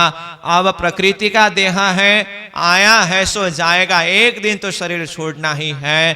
परंतु ये न आत्माओं के विषय में अगर कहे, उसमें भी विशेष चिंतामणि जी, जिन्होंने अपने तरफ से सच्चा धर्म के प्रति इतना कुर्बानी दिखाए। अब कुछ ही समय बाद में पद्मावतीपुरी धाम की जागनी रास लीला अनुभव करने का समय नजदीक ही आ रहा था। परंतु राज्य की हुक्म उनके लिए इतना ही था, तो वो जागनी रास को शरीर स्वरूप में होकर के अनुभव नहीं कर पाए। तो उनका भी वहीं पर धाम गमन होता है। और भी बहुत सारे आत्माओं का धाम गमन हुआ, इनका नाम यहाँ उल्लेख किया है। और ऐसी स्थिति हुआ वहां सुंदर साथ के धाम गमन के समय में, इन भांत दज्जाल ने साथी लई छिनाए, एक को मजल पहुंचा वही तोलों दूजा रहने न पाए। एक जने को ले जा करके समाधि दे करके आए, आते समय इधर दूसरा सुंदर साथ शरीर छोड़ करके रहा होता था। फिर उसको समाधि दे करके आए, फिर यहाँ दूसरा का शरीर छूट रहा है। इस तरह से बहुत सारे सुंदर साथ का धाम गमन हुआ। कोई का दिन ऐसा रहा, फिर दवा हुक्म से साथ सब दुदला भया रहे विचार करने में। जब इस तरह से एक को पहुंचा करके आए तो दूसरा तैयार हो रहा है। तो सुंदर साथ भी अब दुदली हो गए, अब किसका बारी कब आएगा, मेरा क्या होगा, ऐसी स्थिति में पहुंच गए। तो फिर प्रणिनाथ जी ने देखा, पहले तो कुछ सुंदर साथ धाम जाते तक तो उन्होंने सोचा कि प्रकृति है अपना, अब स्वतः प्रकृति के स्वभाव के हिसाब से अब जाना पड़ेगा, हल्की सी हिसाब से लिए थे। परंतु इस तरह से एक के बाद दूसरा, दूसरा के बाद तीसरा करते निरंतर सुंदर साथ धाम जा रहे हैं। तो फिर श्रीराज जी को अर्जी करने लगे, श्रीराज जी की हुक्म के द्वारा फिर अब ये काल चक्र को भी दूर कर देते हैं और सुंदर साथ को सुरक्षित रखते हैं। तो ये रामनगर के वित्त के प्रसंग में बहुत सारे सुंदर साथ का आना भी हुआ और बहुत सारे सुंदर साथ का धाम गमन भी हुआ। तो ये प्रसंग को भी लालदास जी महाराज ने यहाँ पर चर्चा किया है। अब उसी बीच में और एक प्रसंग यहाँ जुड़ गया। इन समय सुल्तान का हुआ हुक्म पुरदल खाना, रहे रामनगर एक बैरागी तिनकी तुम करियो पहचान। अब औरंगजेब बादशाह ने पुरदल खान को हुक्म किया कि रामनगर में एक बैरागी है, एक फकीर है, तुम उसका पहचान करो और उसको पकड़ करके मेरे हवाले करो। इस तरह से सुल्तान ने पुरदल खान को हुक्म किया। अब उसके बाद पुरदल खान ने क्या किया, पुरदल खान ने शेख खिदर को कहा कि बादशाह का हुक्म है, वो रामनगर में एक फकीर है, एक बैरागी है, उसका पहचान करो और उसको पकड़ करके बादशाह के हवाले कर दो। तो इस तरह से फिर पुरदल खान ने शेख खिदर को हुक्म किया। अब शेख खिदर ने गड़ा में आकर के रामनगर के राजा को संदेश भेजा कि हे रामनगर के राजा छत्र सिंह, तुम्हारे राज्य में आए हुए जो बैरागी है उसको पकड़ करके मेरे हवाले कर दो करके गड़ा में आकर के शेख खिदर ने ये हुक्म किया। तो यहाँ कहाँ आया अहदी होए के करता बड़ा शोरा, गड़े से पुकारियां किया राजा ऊपर जोरा। गड़े में आकर के राजा को ये संदेश भेजा, मैं आया फकीरों पर, पकड़ देओ मेरे हाथ, ना तो मुहिम तुम ऊपर, ये चले तेरे साथ। तो शेख खिदर ने क्या संदेश भेजा, तुम्हारे राज्य में आए हुए फकीर को पकड़ने के लिए मैं आया हूं, पकड़ करके मेरे हवाले कर दो, नहीं तो मेरे साथ में युद्ध करने के लिए तैयार हो जाओ। इस तरह से ये संदेश भेजा गया। अब जैसे ही राजा के पास में यह संदेश पहुंचे, अब राजा ने विचार किया ये संदेश तो फकीर को देना होगा। तो उसके बाद राजा ने फिर एक कोतवाल को भेज करके प्राणीनाथ जी के पास में यह संदेश पहुंचाया कि आपके विषय में ऐसी ऐसी बात हो रही है, इसलिए आप यहां से दूर हो जाइए। इस तरह से कहने लगे। तो यहाँ कहा, ये बात राजा सुन के भेज दिया कोतवाला, तुम कहो स्वामी कृष्णदास को ऐसा हुआ हवाला। राजा ने कोतवाल को भेज करके वो फकीर को जाकर के कहना कि बादशाह के द्वारा ऐसा ऐसा हुक्म आया है, इसलिए 1-4 दिन तुम यहाँ से बैठो जाए ठौर, और फिर के तुम आइयो बैठियो अपने ठौरा। तो कुछ दिन के लिए आप यहाँ से दूर हो जाइए, और माहौल जब शांत होगा उस समय में फिर आप यहाँ पर लौट करके आना। इस तरह से कोतवाल के माध्यम से राजा ने प्राणीनाथ जी के पास में संदेश भेजा। तो जब प्राणीनाथ जी के पास में ये संदेश आया, प्राणीनाथ जी ने राजा के पास संदेश भेजा गया कि हे राजा, हम ना डरे पातशाह से, आवे क्यों न सिताव। प्राणीनाथ जी कहते हैं, मैं बादशाह से डरने वाला नहीं हूं। मैं स्वयं कई समय से बादशाह से मिलने के लिए चाह रख रहा हूं, परंतु वो नहीं हो पा रहा है। बादशाह स्वयं मुझे पकड़ने के लिए अथवा मिलने के लिए आ जाए तो ये तो फिर बहुत अच्छी बात है। राजा को किसी भी बात का चिंता न करने के लिए संदेश देना करके कोतवाल को संदेश भेजा। फिर राजा ने प्राणीनाथ जी के पास में दूसरी बेर संदेश भेजा कि ऐसे ऐसी स्थिति है, इसीलिए आपका यहाँ रहना अभी उचित नहीं है, आप यहाँ से कहीं दूर चले जाइए, ऐसा कहना करके फिर दोबारा संदेश भेजा। इस तरह से बार बार संदेश आता जा रहा है, परंतु प्राणीनाथ जी के अंदर इतना दृढ़ विश्वास है, उनको कोई भी किसी भी चीज का कोई भय नहीं है। इस तरह करते करते फिर दूसरे दिन तो शेख खिदर स्वयं वहां पर आ पहुंचे और आकर के राजा से कहने लगे, मैंने पहले ही संदेश भेजा था, उसके हिसाब से वो फकीर को पकड़ करके मेरे हवाले कर दो। कहते हुए शेख खिदर स्वयं वहां पर आ पहुंचे। यों करते दिन दूसरे शेख खिदर पहुंचे धाए, मुलाकात राजा सो करी पहले यही बताए। तो कहा राजा के साथ में मिल करके कि मैं वो फकीर को पकड़ने के लिए आया हूं, वो फकीर को पकड़ करके मेरे हवाले कर दो। तो अब राजा क्या कहते हैं, वो फकीर के साथ में मेरा कुछ लेना देना नहीं है, आप स्वयं जाइए पकड़ करके ले जाइए, जो कुछ भी करिए, मुझे कोई परवाह नहीं है इस विषय में। तो इस तरह से राजा ने शेख खिदर को कहा। फिर अब शेख खिदर को भिखारी दास ने क्या कहा, एक बार मैं जा करके उन्हें समझाता हूं। ऐसा सलाह करके भिखारी दास प्राणीनाथ जी के पास में आ गए। जैसे ही प्राणीनाथ जी का दर्शन किया, दर्शन के प्रभाव से ही भिखारी दास को ऐसा लगा कि ये कोई साधारण फकीर नहीं है, कोई साधारण सन्यासी नहीं है। तो भिखारी दास वहीं बैठ करके चर्चा श्रवण करने लगे। तो चर्चा की बातें सुनते सुनते भिखारी दास स्वयं भी प्रभावित होते जा रहे हैं। अब भिखारी दास प्राणीनाथ जी के समक्ष में जा करके ये जो भी बात प्राणीनाथ जी कर रहे हैं, कुरान के विषय की बातें, क़यामत की दावत की विषय की बातें, इस विषय में जब पूछने लगे तो 3 दिन 3 रात तक प्राणीनाथ जी भिखारी दास जी को ये सारी विषयों की बातें समझाते रहे। तो यहाँ कहा 3 रात और 3 दिन कहा तारतम समझाए, सवाल कुरान भागवत के सब ठौर दिए बताए। कुरान से भागवत से ये सारे रहस्यों को खोल खोल करके समझा रहे हैं, बता रहे हैं भिखारी दास जी को प्राणीनाथ जी। इस तरह से 3 दिन 3 रात तक चर्चा सुनते सुनते भिखारी दास को प्राणीनाथ जी की स्वरूप का पहचान हो गया।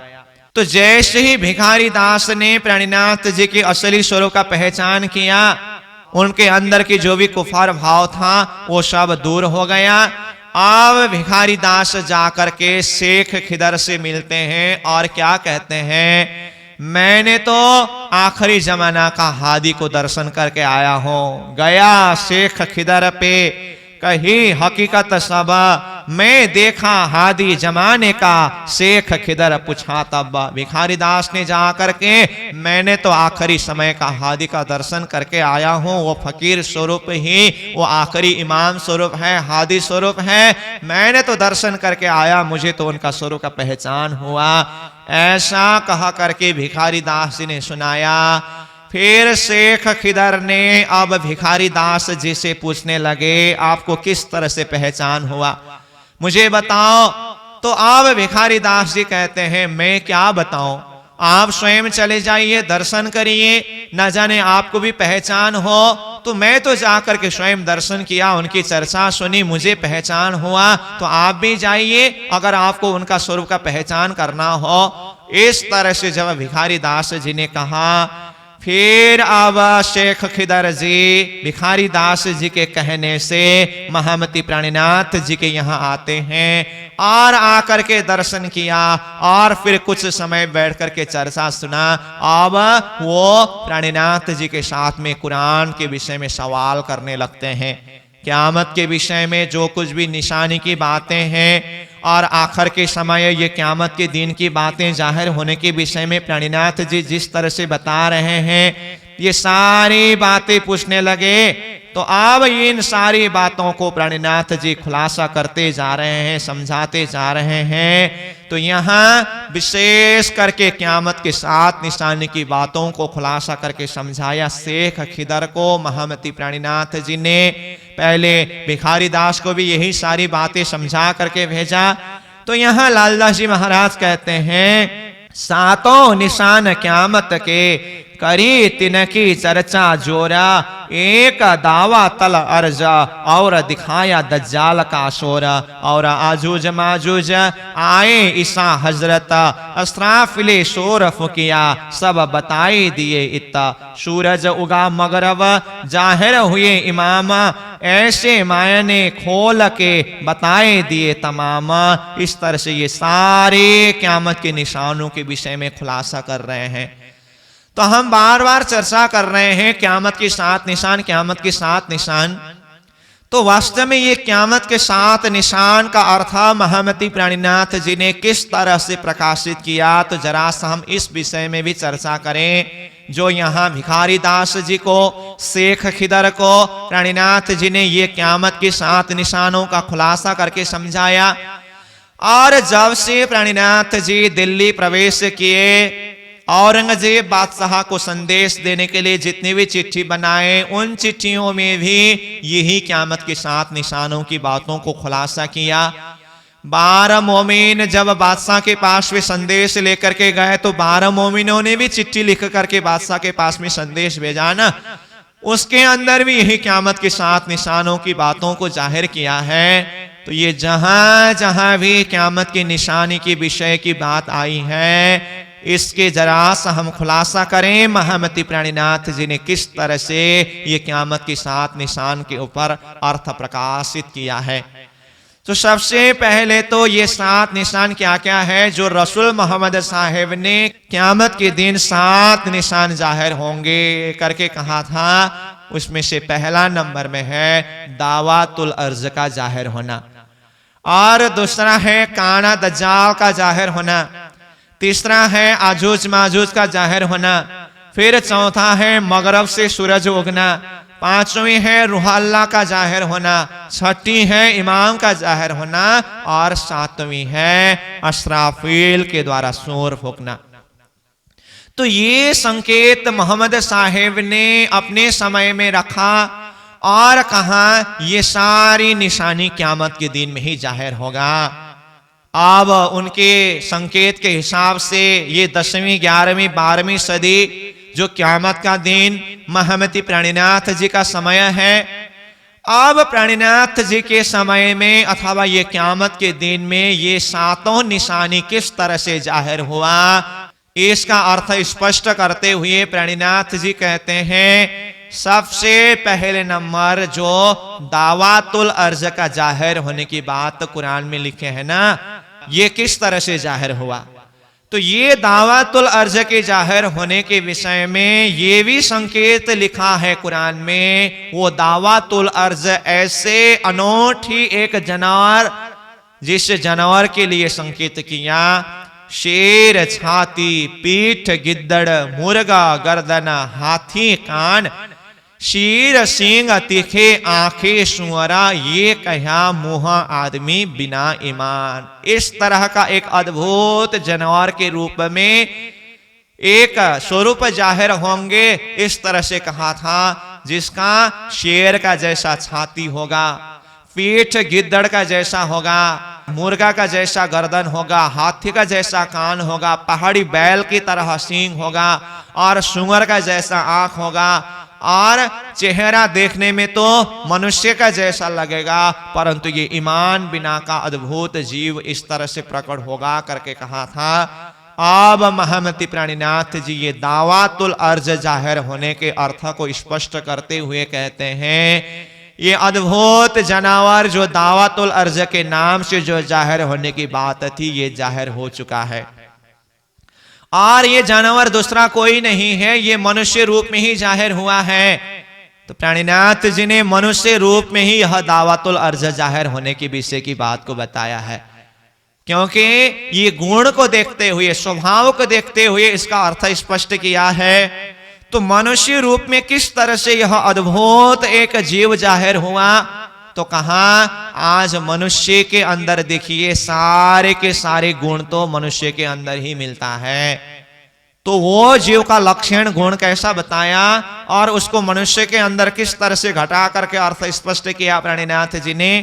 कहा उस अद्भुत जीव का शेर छाती, छाती कैसा होगा, शेर का जैसा छाती होगा करके कहा था।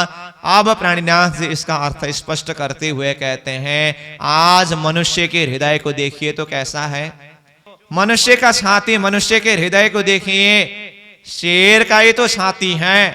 शेर का छाती कहने का अर्थ क्या है, जिसके हृदय में कोई दया नहीं है, करुणा नहीं है, प्रेम नहीं है, भाव नहीं है, ऐसे कठोर निर्दयी हृदय जो मनुष्य के अंदर दिखाई दे रहा है, यही तो शेर का जैसा छाती है।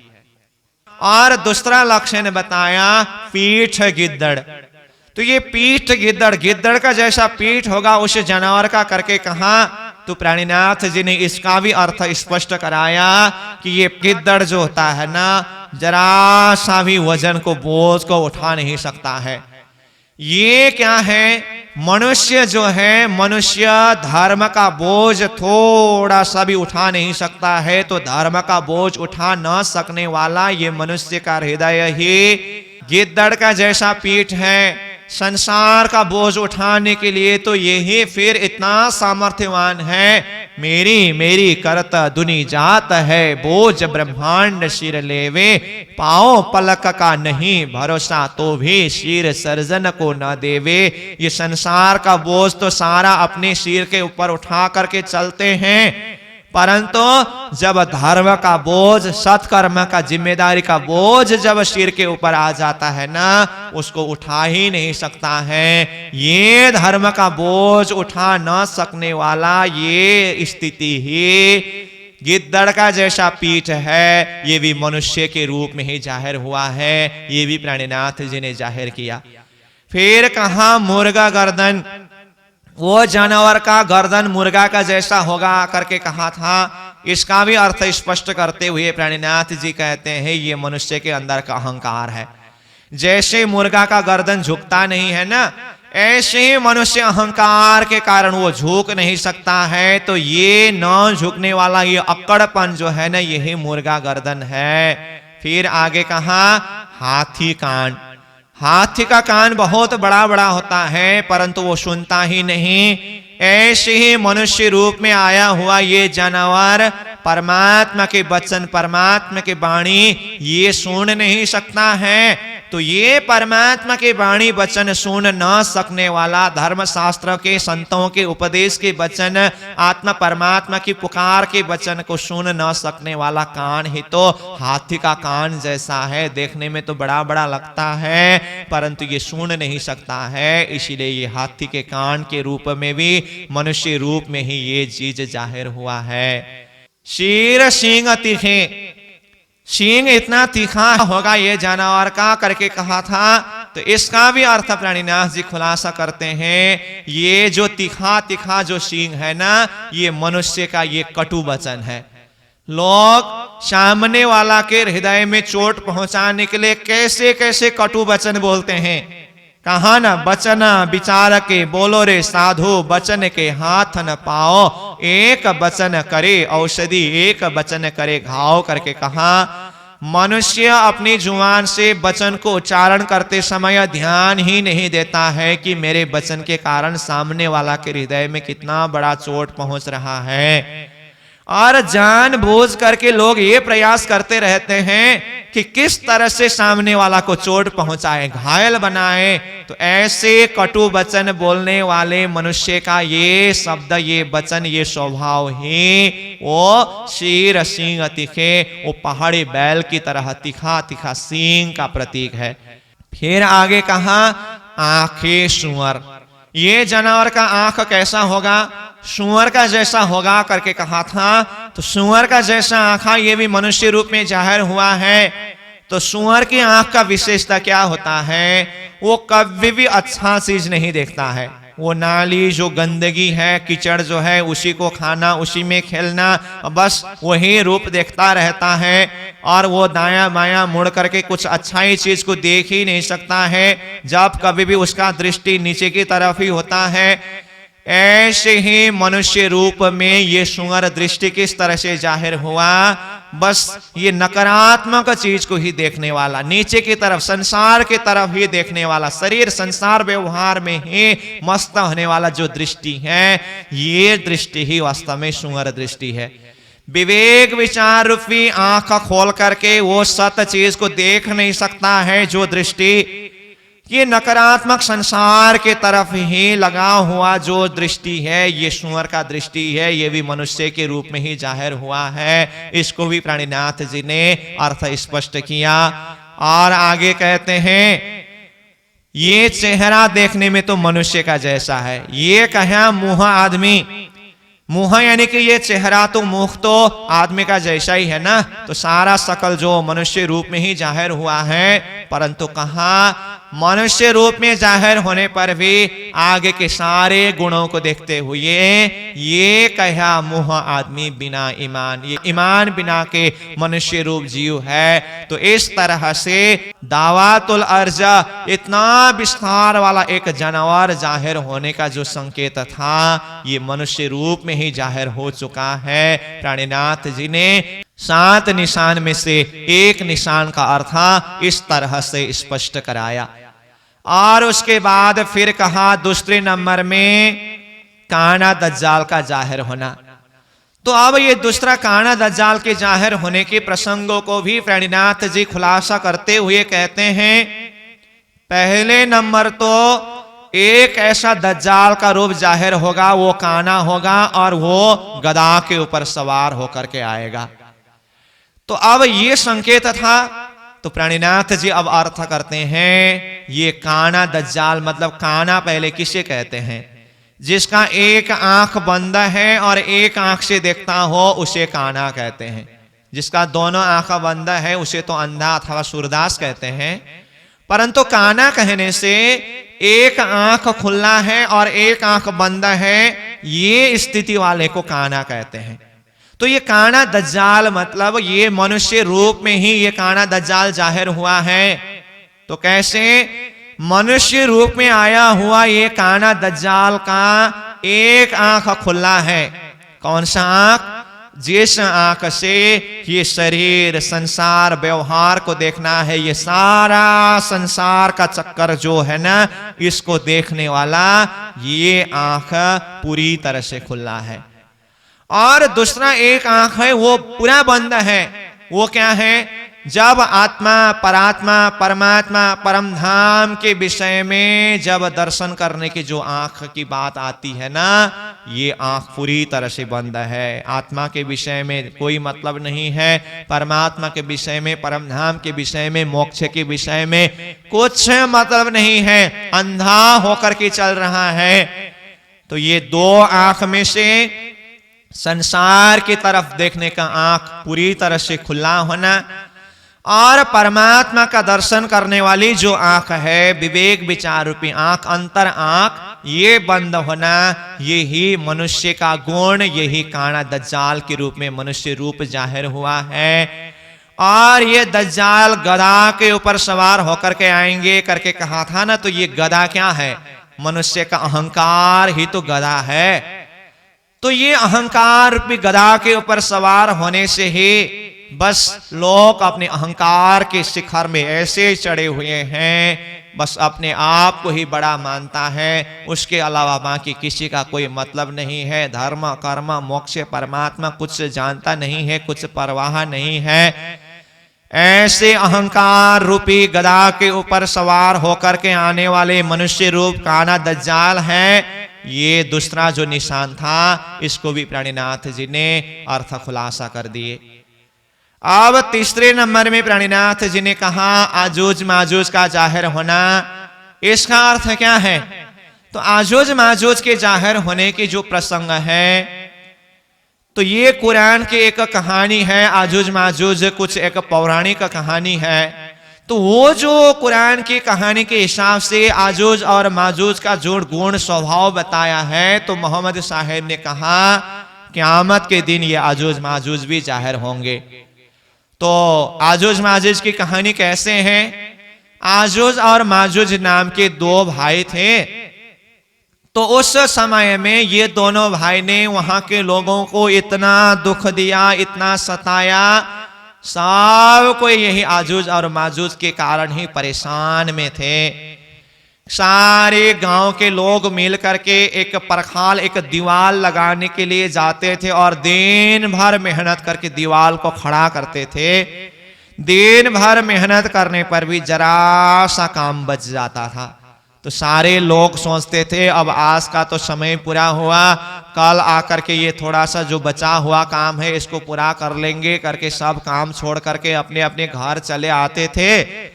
दूसरे दिन अब सब सोचते थे वो कल का जो थोड़ा सा बचा हुआ काम, जो दीवार लगाने का काम, ये पूरा करना चाहिए करके सब मिल करके गए।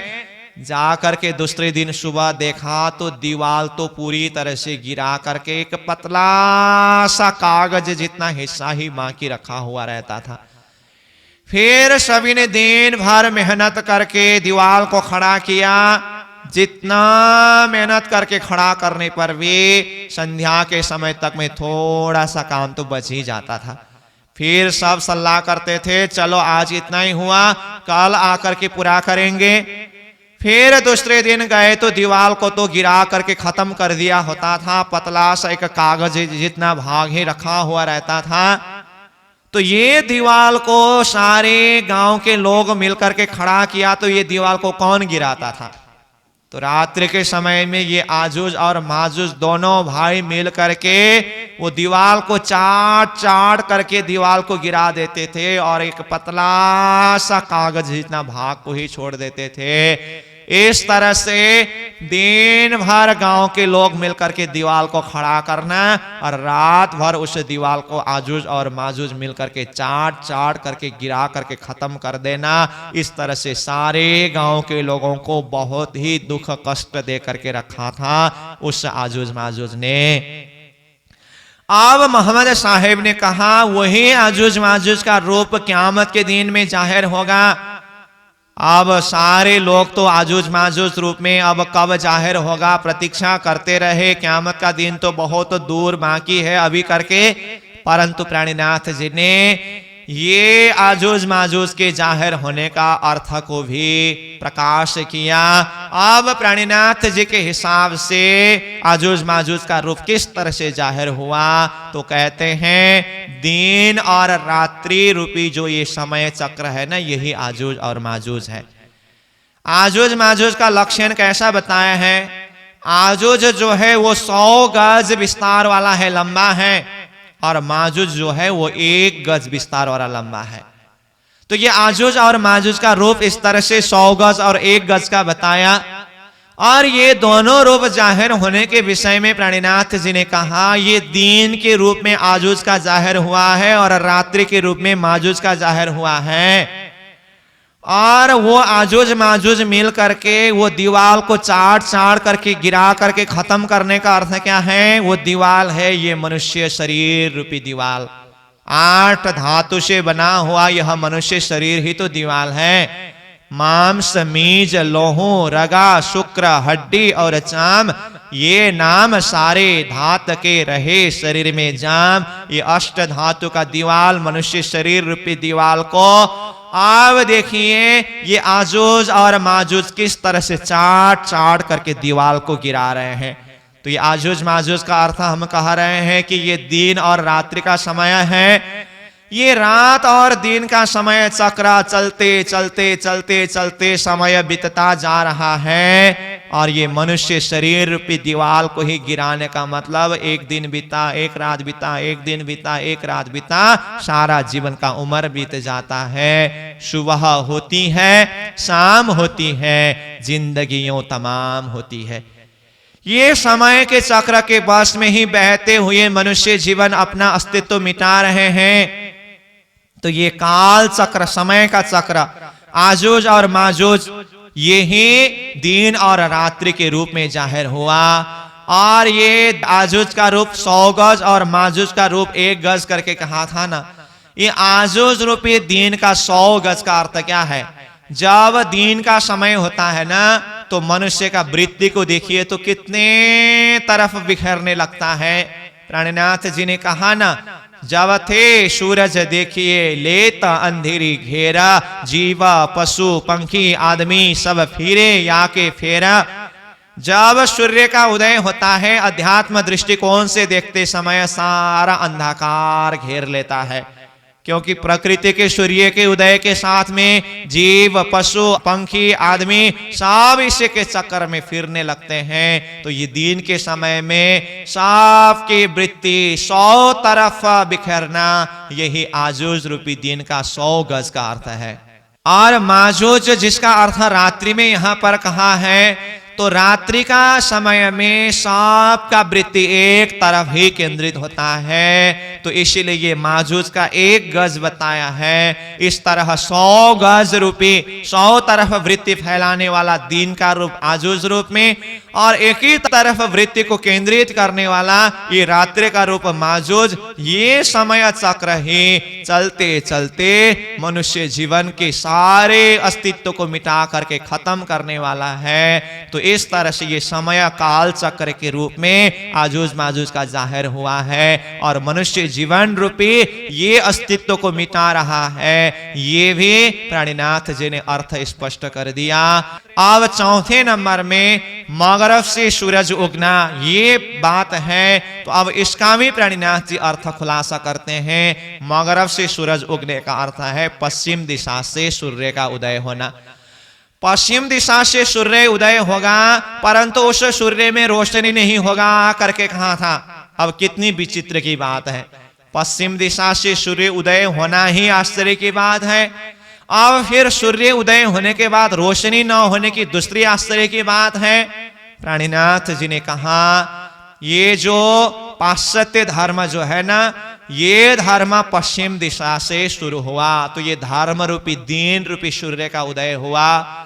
मोहम्मद साहेब ने ये धर्म का स्थापना तो किया, ये धर्म का उदय तो पश्चिम जगत से हुआ, परंतु मोहम्मद साहेब की समाधि से 4 वसीयतनामा गया ना।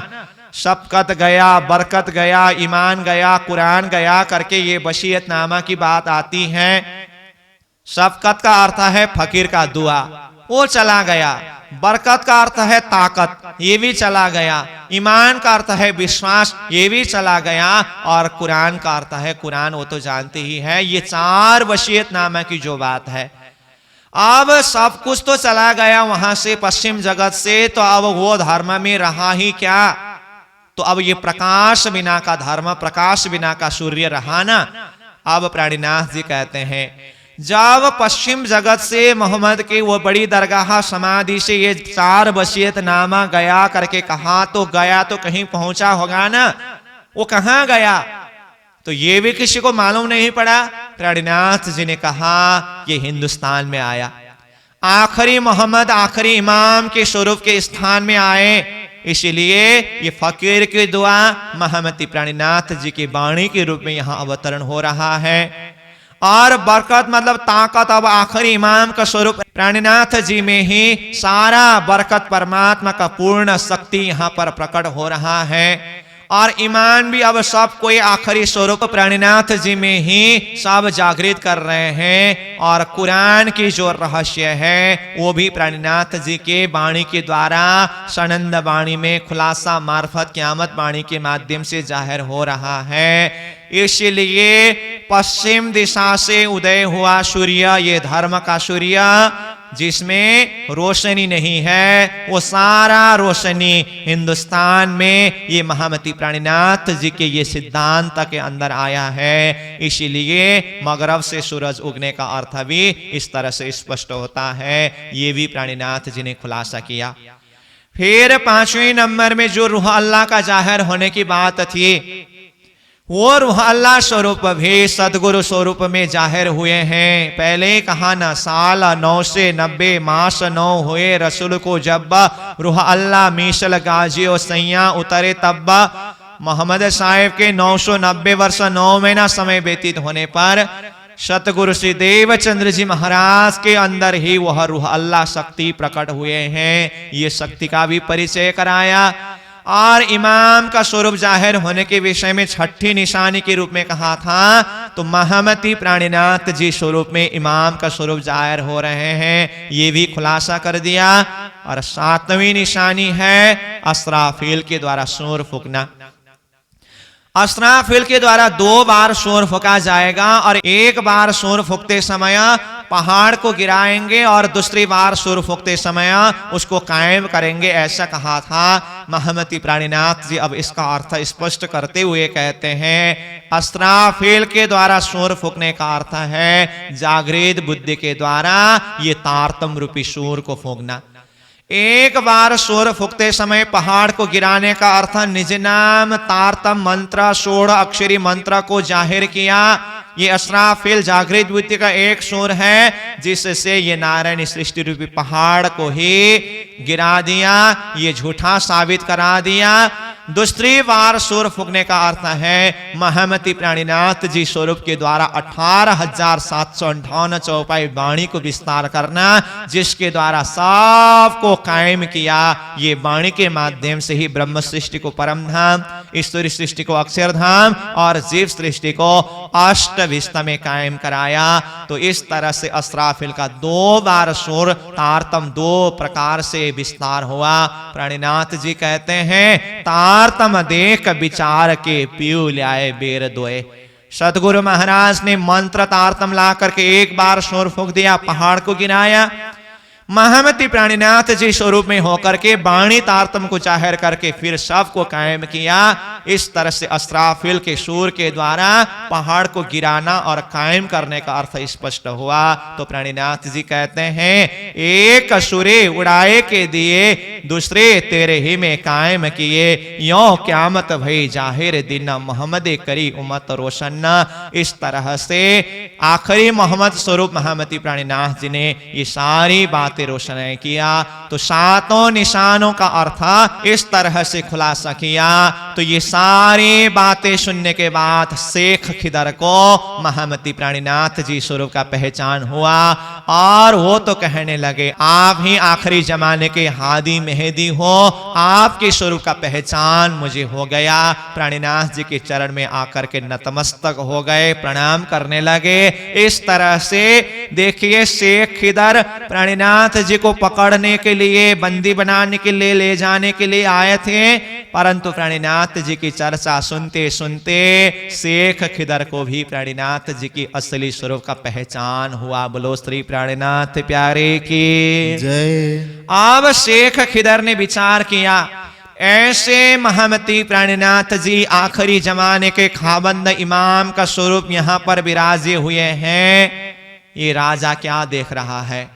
जाकर के राजा से कहते हैं दूसरे दिन ही, धिक्कार है राजा तुमको, ऐसे स्वरूप तुम्हारे राज्य में विराजमान है, तुमने अभी तक वो स्वरूप का पहचान नहीं किया।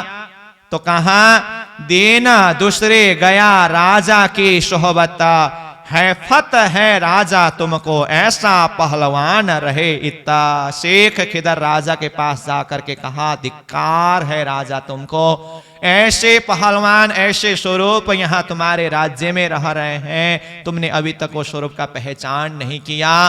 तो अब राजा क्या सोचता है, प्राणीनाथ जी के स्वरूप की पहचान न करने में तो उसको कोई चिंता नहीं है, परंतु राजा खुश इस अर्थ में हुआ, अच्छा हुआ शेख खिदर पहले तो मुझे वो फकीर को पकड़ो और बंदी बनाने के लिए मेरे हवाले कर दो करके मुझे धमकी दे रहे थे, अब तो वो स्वयं उसके भक्त बन गए। अब मुझे ये भय ये डर नहीं रहा, इससे तो मुझे छुटकारा मिला। इस अर्थ में राजा खुश है। और वो तो प्राणीनाथ जी की स्वरूप का पहचान करने में तो कोई मतलब ही नहीं है।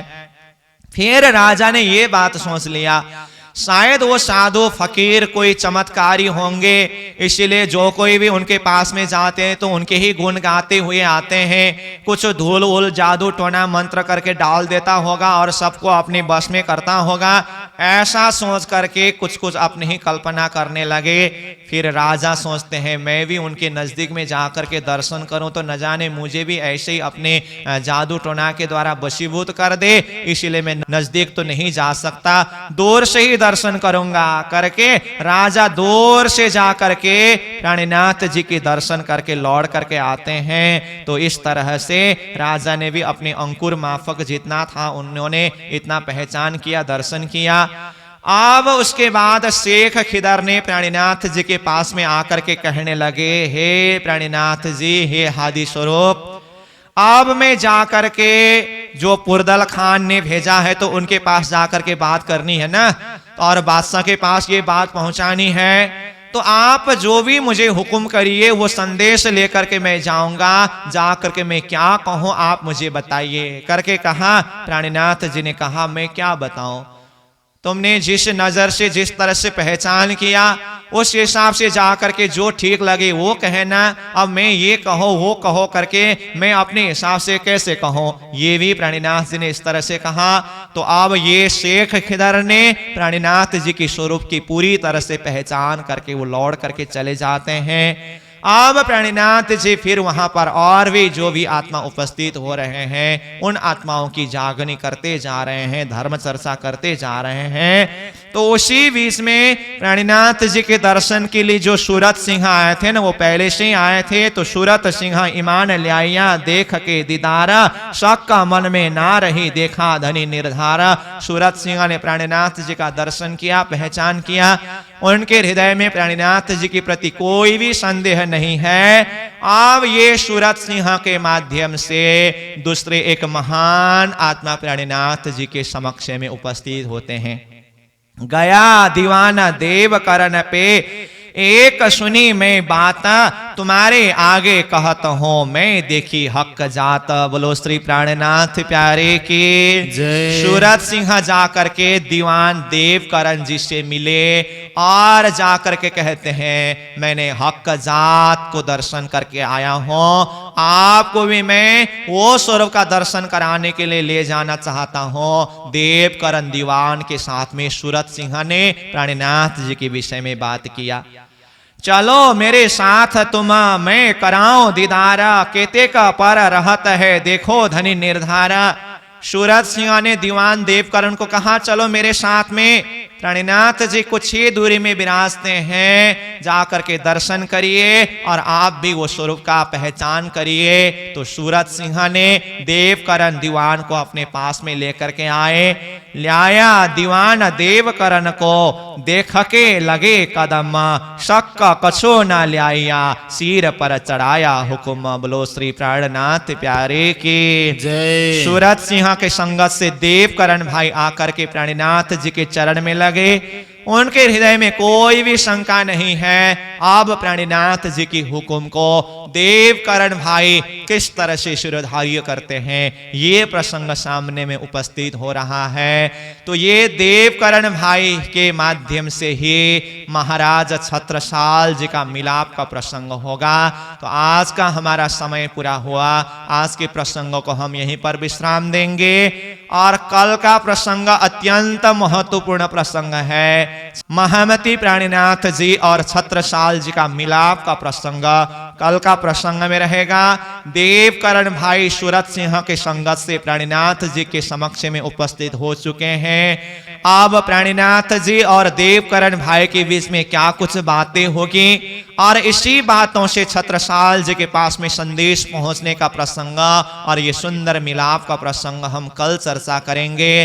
तो आज का प्रसंग में हमने औरंगाबाद के बीच तक, बुरहानपुर के बीच तक, वहां से आगे बढ़ते हुए आकोट और बीच बीच के स्थानों से होते हुए रामनगर के बीच तक के प्रसंग के ऊपर चर्चा किया और यही प्रसंग में दीवान देवकरण आप पहुंचे हैं। यहां से आगे का सुंदर प्रसंग हम कल चर्चा करेंगे। तो आज के लिए इन्हीं शब्दों के साथ चौपाई दोहरा करके प्रसंग को विश्राम देंगे। बोलो श्री सद्गुरु महाराज की जय, श्री प्राणनाथ प्यारे की जय।